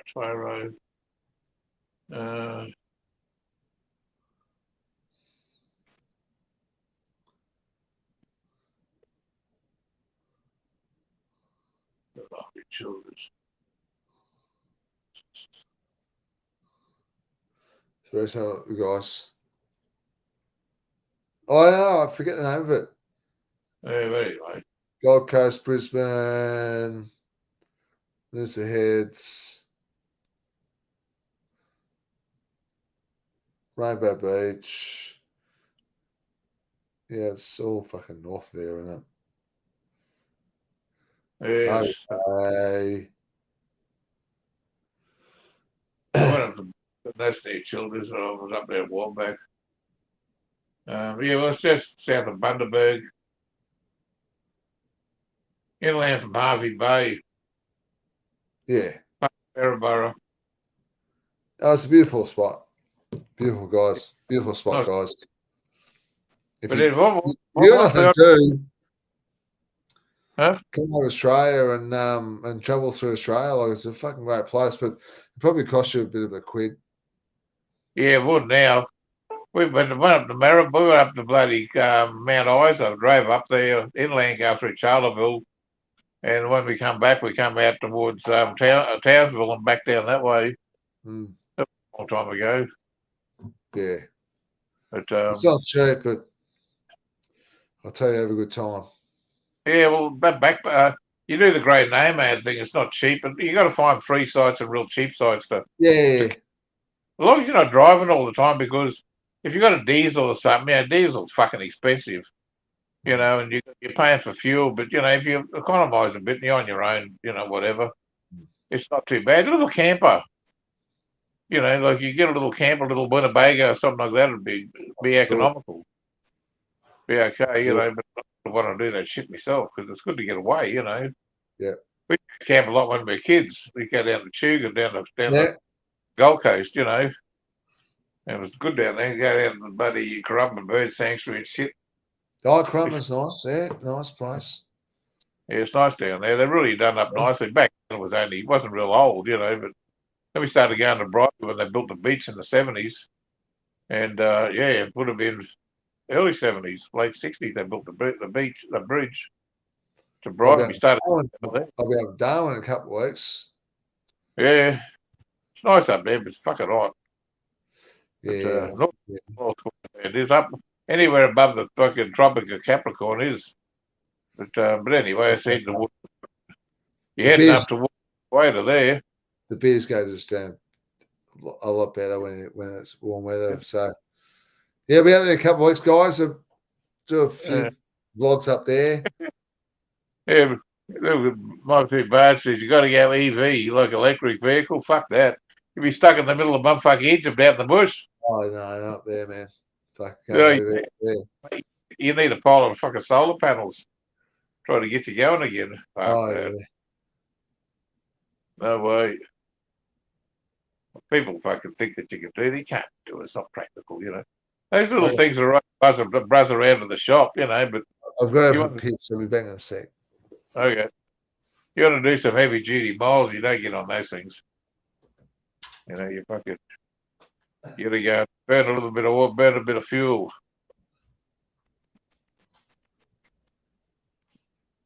Yeah, fucking diesel's fucking expensive here. Petrol's expensive, fucking $2 a gallon at the moment, $2 a litre at the moment. Yeah, solar panels in about a week charging.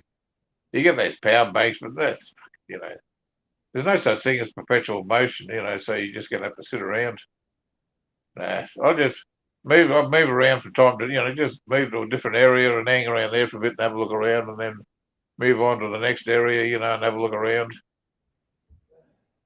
But no, so I think I'd rather do it in Thailand. It's a lot cheaper there to do. I sort of like Adelaide.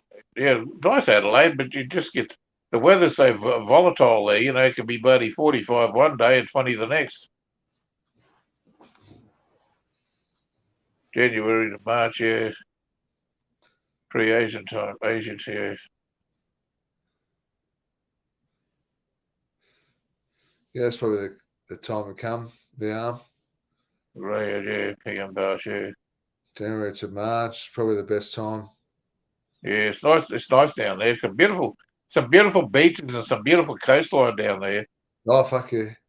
Beautiful, isn't it? Like I haven't been to South Australia or Western Australia. I've been everywhere. I haven't been Northern Territory either, but I've been all over Queensland, all over New South Wales and Victoria. Well, it's a fucking big fucking country, isn't it? I mean, it's fucking massive. Like. Yeah. Well, like to drive across England, it's like going for a hamburger here, isn't it? Really? Oh, for sure. Like compared to if you're a good hamburger, you'll drive. Bigger and Canada's bigger and all that kind of stuff, but yeah, it's a big country here, and there's plenty of fucking sea. Yeah, joy. So it depends on your taste, if you want to, we got some of the best beaches in the world, beautiful beaches. Oh, mate, you go to places here, beaches there's no one around like you. In Tasmania, you go down the beach, stand there, and you're the only one on the beach. Yeah, exactly. Whales and fucking dolphins, and you've been up the northern rivers, northern New South Wales. Oh, I haven't really been kind of northern New South, kind of more Queensland. It's not overpopulated there. You go there and you go out the beach, and you can look as far as you got a beautiful beach, and as far as the eye can see, you won't see another person. Yeah, around northern Nambucca Heads. Nambucca Heads is a nice place. I've been down there. We went down there. Been down there a few times. Anyway, you get out there. Like You're right, man. Like he's been on the East Coast as well, West Coast. I mean, Yeah, it's one of the best, like beaches, beach wise. yeah. Like You get the winter Thailand's pretty good. Thailand's pretty good with beaches, and Southeast Asia's pretty good, fucking with beach wise. But fucking hell, you can walk down in some beaches in Australia yeah, for miles. You won't see anyone, and you yeah, won't see anyone for fucking miles. exactly. I The tell you only what, place- yeah. if you like in Pedro, see if you can get some mates together one time. Get a 4-wheel drive. Get on the beaches where the tailor are running at the start around winter time, Hmm. and you get those tailor running up the coast. Holy shit, that's good fishing, eh? Yeah, you get out there surf fishing. It's unreal surf fishing. Just got to keep an eye out for the sharks, but you just walk out, throw your line out, and run back Yeah, into for the. sure. Like I'll be up We've- there, and the sharks will take our bait all the time. Like it's a different place, man. Yeah. Like Well, what Monterey, they're doing now, like it's what they're doing now, getting drones and dropping the bloody. They get drones and drop the bloody the bait over the other side of the breakers, and where the tailor are, the tailor are beautiful eating.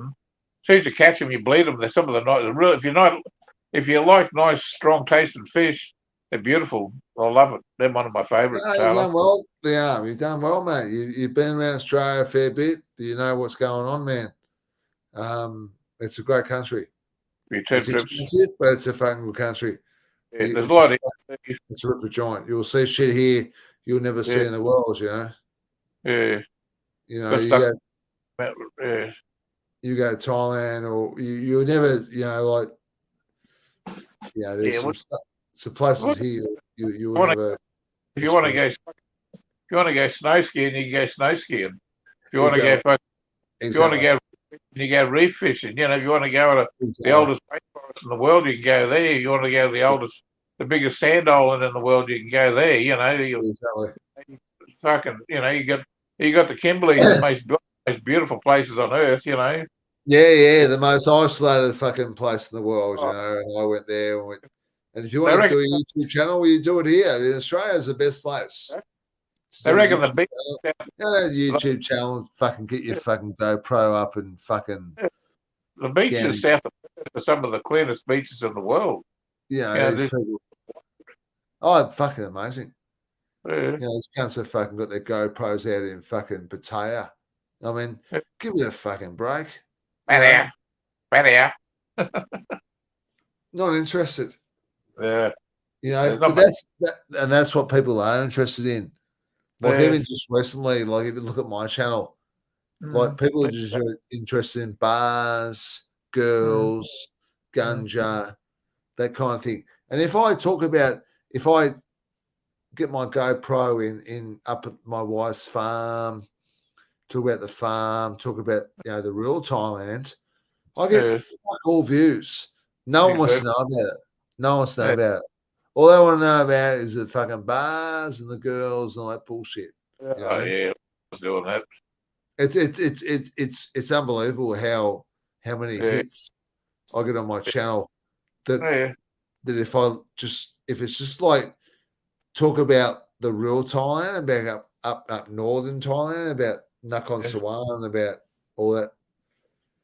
The real Thailand, no one wants to know about it. They want to know about the fucking, the history. The fucking the Indians are, the fucking girls are, the exactly. It is bullshit though. Like it's fucking bullshit. That bloody well, That's Australia. what I like. That's what I like. That's what I like about Australia, man. No matter what you want to do, you can do it here. There's so much to do. Like if you like desert, there's plenty of desert. If you want to go bush, there's plenty of bush. If you want to go mountains, you got a fucking massive. Yeah, look, it's a good place. It's a good place. So look, look, it's not the best place in the world, but it's a good place. It's a good place to live. I love it. But I don't want to live there. I want to live there for a while and then come back here. I don't want to give up my life here either. I want No. Backwards and forwards, Here he is, he's back again. I'll pop me back on. Who's back on? Hang on, Josie. Add a stream. There you go. Yeah, that's right. Plastic. No, he's back on. Oh, Joe's back on. Joe's fucking steaming. But Joe's in Bangkok. Where's it? You in Bangkok, Joe? You're in Bangkok. Yeah, Bangkok. But Yeah. you're on the army. You're on that fucking money there, mate. How's that Scotch going? You finished it yet, Pedro? Oh, yeah. Ringing around. Fucking mouthful left. No, I'll make much of that. There's not. I'm going to a bit of ice. Yeah, I had a couple of bourbons that made them a bit fucking strong, give me a bit of indigestion. I just had McDonald's, so I've got Coke and ice here. McDonald's? Just had it delivered. Really? Hey, Pedro, you better duck over to Bali while you're up in Darwin so you get some more duty free. I mean, it could be done. Could be done. Could be done. Probably. I'm saying get- I'm going to have to do. Do you have to Oh. do? Yeah. My best mate I used to go to school with, he's got a 5-acre block there. Yeah. And his split with his missus, they're just divorced. Well, not divorced, just split up. Yeah, fair enough. He's got a 5-acre block. He's got a big shed there. We were going there. And Yeah. he's got all the toys, man. You know, that's where he lives there. He was from Melbourne, you know, back in the day, but you know, he's up in Northern Territory now. He's the man. Yeah. G'day, Joe. Joe Ford from UK. Joe Ford from the UK. Go, Joe. What time is it over there, Joe? It must be like probably mid-morning. Mid-morning. Yeah, mid-morning. Was it 9 hours? 9 hours? Not sure. Fucking 9 hours? Hey, Google, what's the time in London? Joe's on the fucking McDonald's. United Kingdom. No, I don't have. I have 11:50. McDonald's maybe once a fortnight. Yeah, And tonight it was just easier to get McDonald's. Yeah. Big Mac? Big Mac meal and a McChicken, large fries, large Coke, and a pineapple pie. A pineapple. And how much that cost you all up? Oh, I don't know, fucking 300 and something baht. Yeah. That was me. I put my shorts on today. I went down the footy down today, and I put my hand in my pocket, and I thought, fuck. You know when you put your hand in your pocket sometimes and there's money in your pocket? You know what I mean? Well, you found baht. Yeah, 220 baht it was. 220 baht. It just made me laugh, though. It made me happy. You know what I mean? The arm is setting back to or heading back to UK Wednesday. Yeah. Freezing in UK. No, you're right. You can have it. Yeah, well, Yeah. everyone's going to go back, man, eh? Everyone's going to go back. It's freezing in fucking UK, eh, Joe? Yeah, I don't envy you guys over there, man. Like, it's fucking hot. It's cold as fuck, eh? Mm. Anyway. It is what it is. It is what it is. Some people like the cold. Yeah, well, people get used to they get used to it, don't they? Yeah, I guess, yeah. They get used to it. Yeah. But coming to Thailand from the UK would be a shock, wouldn't it? I mean, I remember the first couple of times, you know, landing at the airport and going through those fucking glass doors and that heat wave just hitting you. Just bang. Oh, fuck yeah. Imagine if you're, going there, coming here from the UK. Woof. Well, we all remember the first time, you know. Yeah. Oh, yeah. You come out of the fucking airport and, you know, you come out for a smoke or something like that. Wait for the taxi. and just fucking hit you. Waiting for the tail. I've never had to wait. Oh, I usually landed in Bangkok in the middle of the night. yeah, well, usually it was, usually in the middle of the night it was. Yeah, like fucking 1, 2 o'clock in the morning. Yeah, And fucking there'd be 100 cabs out the front. Yeah, it was still hot as fuck though. Oh yeah. That's the thing I'm talking about, like fucking, Yeah, swampy. Like we all remember that, don't we? Yeah. Thai Tim, yeah, swampy. We're talking about the smell. You come out of Bangkok airport, the smell. Yep. Just that Bangkok smell.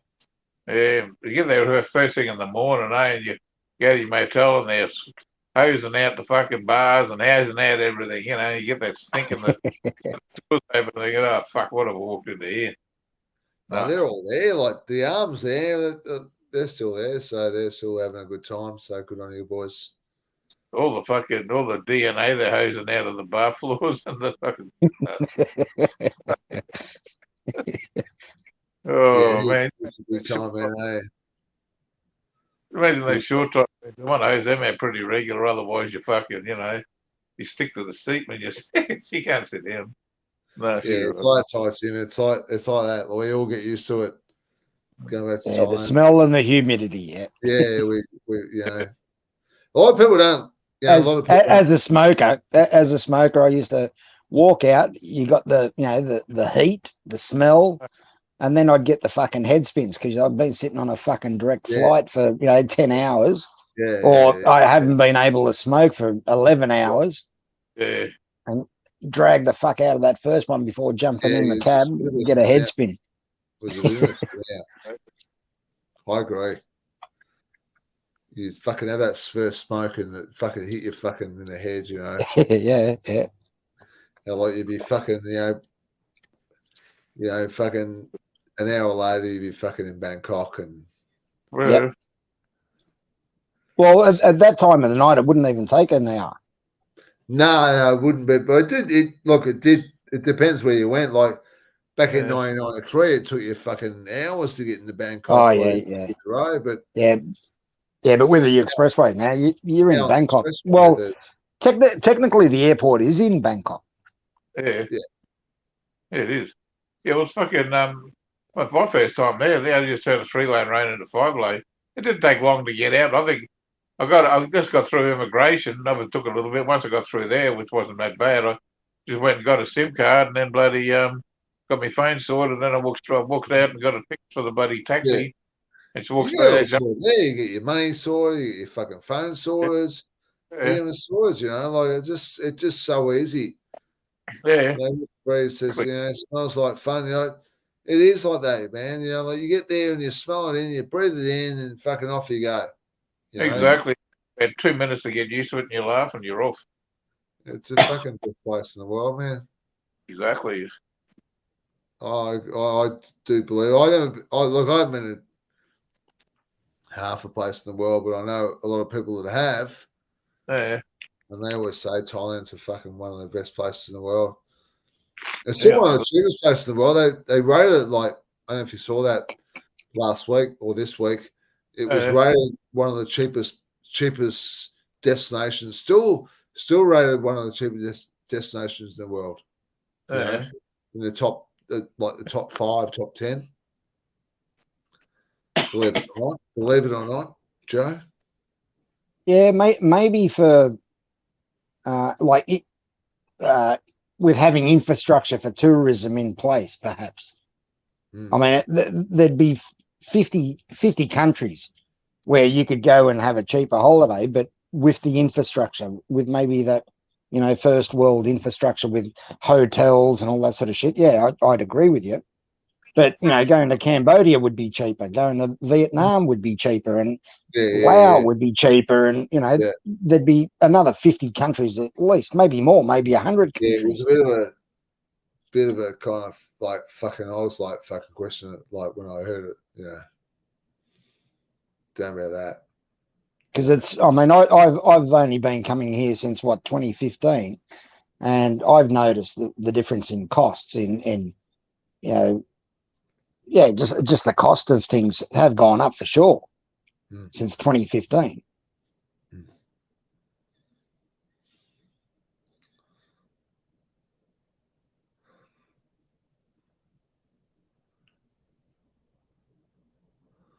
Yeah, Bangkok Airport makes Sydney look like the Gold Coast. Yeah, when I always got through Bangkok Airport pretty quickly, but I found when we flew in here last year or the year before 2021 in early December, which was just after the Australia decided to open the gates, we jumped on a plane and we were the fuck out of there. But when we landed, I don't remember stopping anywhere. The first place where we stopped and actually had time to rest was outside waiting for the bus. At that time it was, you had to go through the ATK thing and the fucking testing, the PCR testing and all that sort of shit. But we were literally from the plane, walked through the door of the plane, and it would have been maybe 15 minutes. Walking straight through, fucking bang, bang, bang. Yeah, you got all your fucking documents, tick, tick, tick, tick, stamps, straight through. There was no queues anywhere. We were straight through. Whereas, before that, it took us longer to get through, maybe half an hour, 35, 40 minutes or something like that. But yeah, you had your queues here and there. But during that initial opening where they opened up, we were straight through. And there was only half the fucking plane was full. Yeah, but it depends on the day in Bangkok. It depends on the day when you come in. You watch a lot of fucking Thai YouTubers come to the airport and stuff like that, and say there's fucking no one there. They go straight through, and then you go in there and there's fucking thousands of people. So it just depends on the day, really. I don't know. It's kind of weird. Yeah, my first trip over there was a bit backed up. The second one was just straight through. Yeah, well, that's the thing. I think we've done it. I think Joe's done it. I've done it. We've all done it. We've gone through. There's been fucking no one there, and then we've been through when there's fucking shitloads of people there.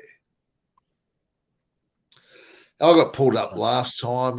Fucking just a fucking pain in the ass, really. Because you don't do the you fill that card anymore when you arrive in Thailand. That what they call that, Joe? The card. The one they used to fill in all the time. The TM7. The TM7, and you used to have to leave that in your fucking passport and staple it in your passport, because otherwise you fucking lose the fucking thing, and then there was trouble. Well, you still need that for long-term visas. Yeah, but I still have it because I came in. Yeah, for long-term visas, I still have to have it. So I've got it stapled in my passport, and every time I report, so every 90 days, I report online. I don't go into immigration. I've got to quote that number. I've got to make sure that it's in my passport, and then the yearly update where I've physically got to go into immigration with all my documentation again, and I've got to show them that TM7. Not that they fucking do anything with it. All they do is look at it and fucking, yeah, okay, copy it. I've got to give them a copy of it, sign it, they stamp it, and it's a fucking nightmare. So coming into Thailand, fucking bang, met out with Jono, fucking met out with you and Steve and all that kind of stuff. And then I leave the country and I go to Cambodia. So it's obviously fucking international. So I come back through the fucking international thing, and like the Sheila fucking bang, she gets me and she says to me, goes, "What? There's fucking shitloads of people there, right? So it's fucking full, right? What we're going through. So you're going through the customs, and John always said, don't go through the Sheilas. Like the Sheilas always give you the shits. Mhm. So One thing, they're one all thing, fucking Sheilas, most of them. So I go through the Sheila. And there's a girl in front of me, there's an old English Sheila. She's about fucking 70 or something like that. And they're smiling and fucking, and she gets stamps the fucking passport and fucking goes through, right? And I go up and she goes, she's got the fucking bird shit on her fucking shoulders, And she goes, where you staying? Where you staying? Like, this is where this is what the card did. So I got the card. So she's asked me all these fucking questions about about where I'm staying, where I'm fucking living, all that kind of shit. Well, that's where the card come in handy. There's no card anymore. So now they're asking you like questions about it. Shit. I said, I'm staying up in Nakhon Sawan, up in northern Thailand. What's the address? I don't fucking know the address. My wife flies in tonight. You want to, there's fucking 100 people behind me. What do you want to do? All she's doing is cause me fucking heartache. she's flexing her authority, She is. And that's something they love to do here. Fuck I've got a Thai ID card. I've got a driver's license, a Thai driver's license. I've got registration here at the address, and all of that. You go through 100 fucking different desks, and all they're doing is they're asking you the same questions. And stamp, and no, you've got to sign there. Okay, fucking sign there. Oh no, we want 2 copies of that one, not 1 copy. Okay, so we'll run across the road and get another fucking copy for you. Or my latest visit to the immigration, we've got all the documentation, everything. Like, we've gone through the list, we've double checked everything, we've got everything. So we go through, fucking, you wait for half an hour or an hour to get through. They're flicking through it all, and yeah, this is good. This is all fine. The pictures, your pictures have to be in color. What? Last year they were in black and white. No, they have to be in color. So we had to I had to email the pictures. Yeah, welcome to Thailand, mate. That's welcome to fucking living there. I had to email them to the copy shop downstairs at immigration so they could print them out in fucking color, come back, stamp, sign. Okay, come back next month and pick up your visa. Thank you. There's always something. Always something. Oh, always is. For sure. And that's probably one of the only reasons I don't live there. Because I can't put up with it. I can't cop it. It's just fucking hard work. I'll give you one example of this one, right? How's this one? Years ago, I don't know, let's say fucking 6 years ago, I buy this Buddha in Sukhumvit Road. Do you know that there's a Buddha, there's this fucking shop in Sukhumvit Road, and there's about 3 floors that just sells Buddhas, like Buddhas and Buddha figures, and it's about around there, Soy 11, around that way. And it's a fucking massive shop. It's about 4 floors, and people buy Buddhas, and they're all like just good looking, not old kind of stuff, but just when you want to buy something like a fucking you've been in a country, you want to buy something. So I go there, I buy this Buddha, right? And I say, I'm going to take it back to Australia. She goes, yeah, no worries, fucking this and that. Anyway, so long story short, my mate goes back to Australia early. I'm up on the farm up with my wife, and he goes back to fucking Australia before me. So I said, can you take this Buddha back? And it was a fucking big Buddha. Anyway, I fucking grabbed him and said it was fucking, they reckon, suspected it was, like accused him from fucking robbing it from fucking some temple somewhere and fucking all. And anyway, now this is nowhere of a lie, right? And I'm up at the farm and I'm chilling with this fucking all the Thai guys, right? This at the time. So I'm drinking out with the boys up the Thai, and one was an ex-copper, ex-policeman. So we're drinking. Phone rings. Yeah, so I've been arrested at the airport, taking your Buddha back. I said, what? He goes, I've been arrested by the customs. They reckon that they suspected that you've fucking robbed it from the fucking temple. This is how bad the Thais are, right? Yeah. Anyway, so I throw the phone onto the ex-copper I'm fucking drinking beer with. Yeah, right. He fucking goes, bang, bang, bang. Anyway, so they arrested the cunt, mate. Seriously, there's no shit. Anyway, that he gets sorted, he gets released. They want me to fucking prove the evidence of me buying the Buddha at the shop in Sugarville Road, right? Yeah, no worries, get that done. Anyway, he's released, so he gets back to Australia. Fucking thank God for that. 2 months later, I go back, and this fucking Buddha, seriously, it's about 2 weeks old. It looks old, but it's not, right? And it's in the customs place. I went in there. I said to the bloke, I said, can I take that back to Australia? He goes, up to you. I said, what do you fucking mean up to me? What's that mean? Up to you. I said, you fucking kidding me, are you?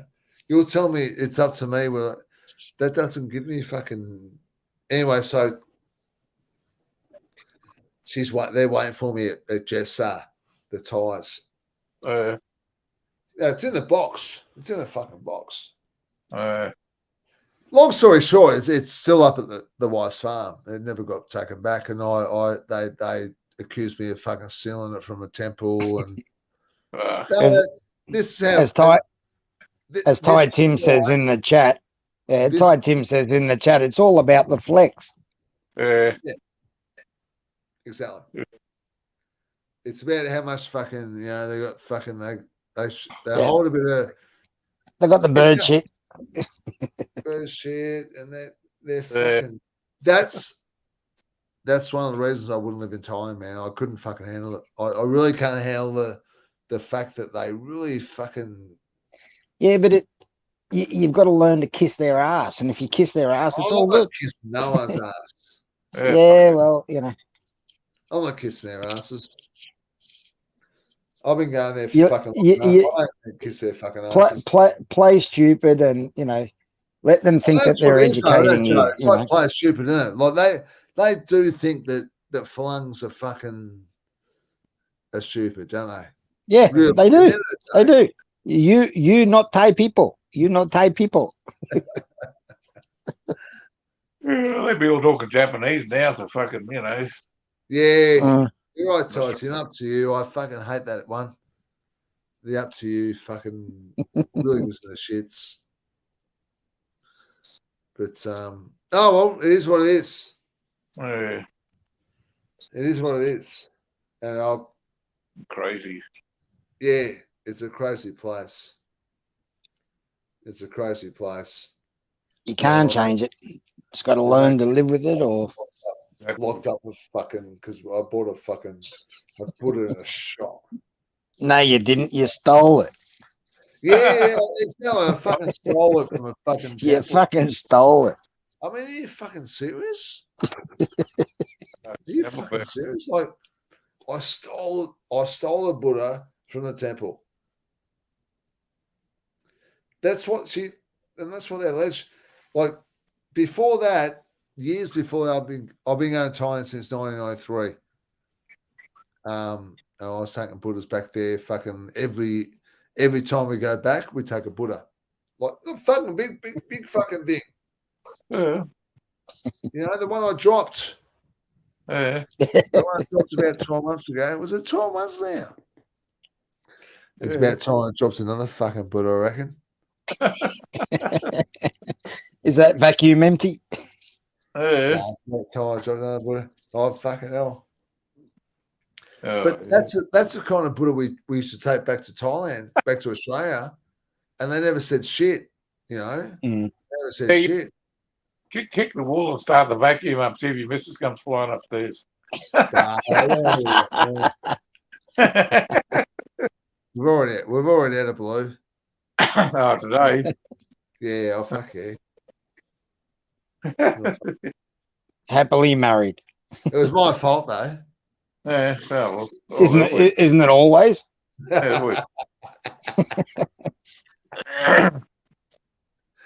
Ah, well, I've been married 26 years. Probably longer.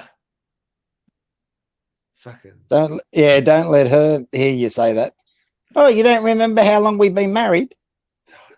Fucking hell.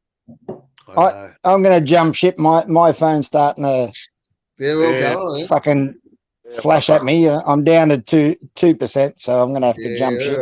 How times, Ty Tim. Yeah, my fuck off too. I think mine's fucking not the best either. It's been a see you, Pete. See you, Ray. See you, everyone in the chat. Ty, Tim, Joe. Who else we got there? Hang on, fuck. It's been a great chat. Ty, Tim, the Arm, Joe Ford, Rich Free, and whoever else is listening. All right, guys, I'll jump off.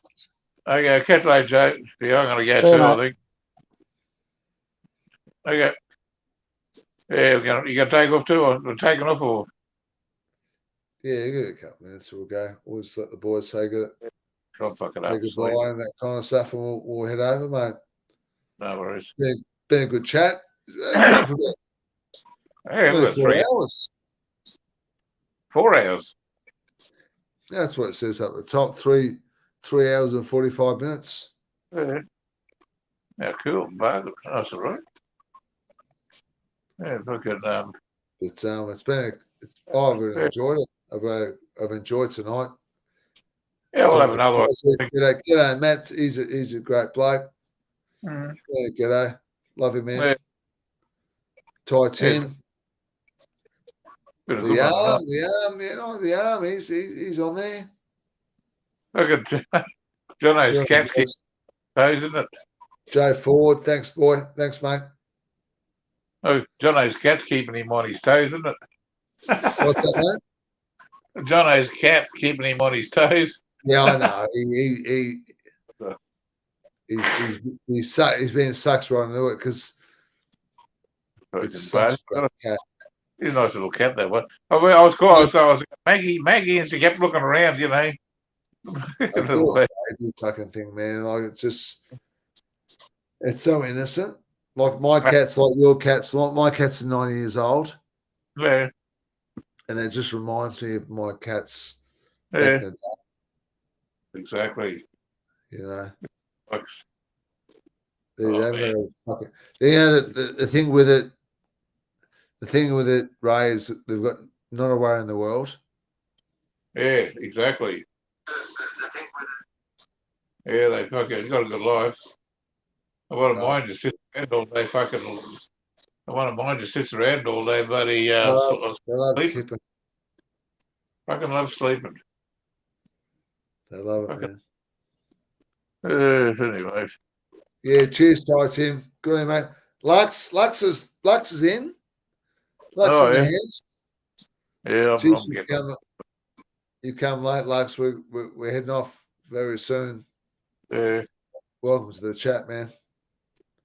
Yeah, I'm fucked. Chat, man. Have you been on the bourbon or the scotch? Oh, but I drink scotch. Yeah, no, I drink bourbon. I had a few earlier on, but fucking got a bit of indigestion. Quick. I should have bloody No, you'll be right, man. You'll be right tomorrow. Yeah, I'll be right. I haven't drunk that much. Yeah, I got some. I'm gonna be right tomorrow. Yeah. I just bloody had a few bourbons. I've got a couple of bottles there. I have to tip me into one bottle. I've got enough to, you know. Yeah, I've got a couple of bloody bottles there with a couple of drinks in each one. Yeah. I have to blend them, I think. Those are good. One of them's Maker's Mark. I've The got the other whole fucking lot. Look at it, it's gone. long breath, eh? Drank the whole Yeah. lot.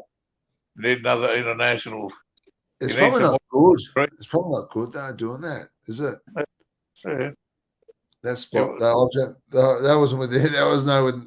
That wasn't with you or with Jono. That I just drank the whole fucking lot by myself. Yeah, fair enough. You reckon that's not good though, is it? You got a few buzzes out of it. That's the main thing. Fuck, I'll Yeah, get into a drink half a bottle of one. Fucking bottle of it, you know. Yeah, I know. Fuck, man. Mm. Yeah, they fucking once, so yeah. Yeah, they once. But yeah, well, it's knock on the head. I'm shit, man. Yeah. I gotta watch Chelsea play. Is Chelsea playing? I don't know. I don't watch it. Yeah, I see PL with it. Yeah. Okie dokie. Yeah. No worries. Yeah, we'll have another one next week, Joe, if you want to. That'd be good. Yeah, good call. Good call, Ray. We'll catch up next week for sure. No worries. Okie dokie. I'll catch you. Chat. Nice to know, mate. See you, Mike Bart. See you, Lux. See everyone. Okie dokie. I'll let the end broadcast. Okie dokie. Joe D. See you later, fella. Okay, see you later. Guys. All right. Hang on.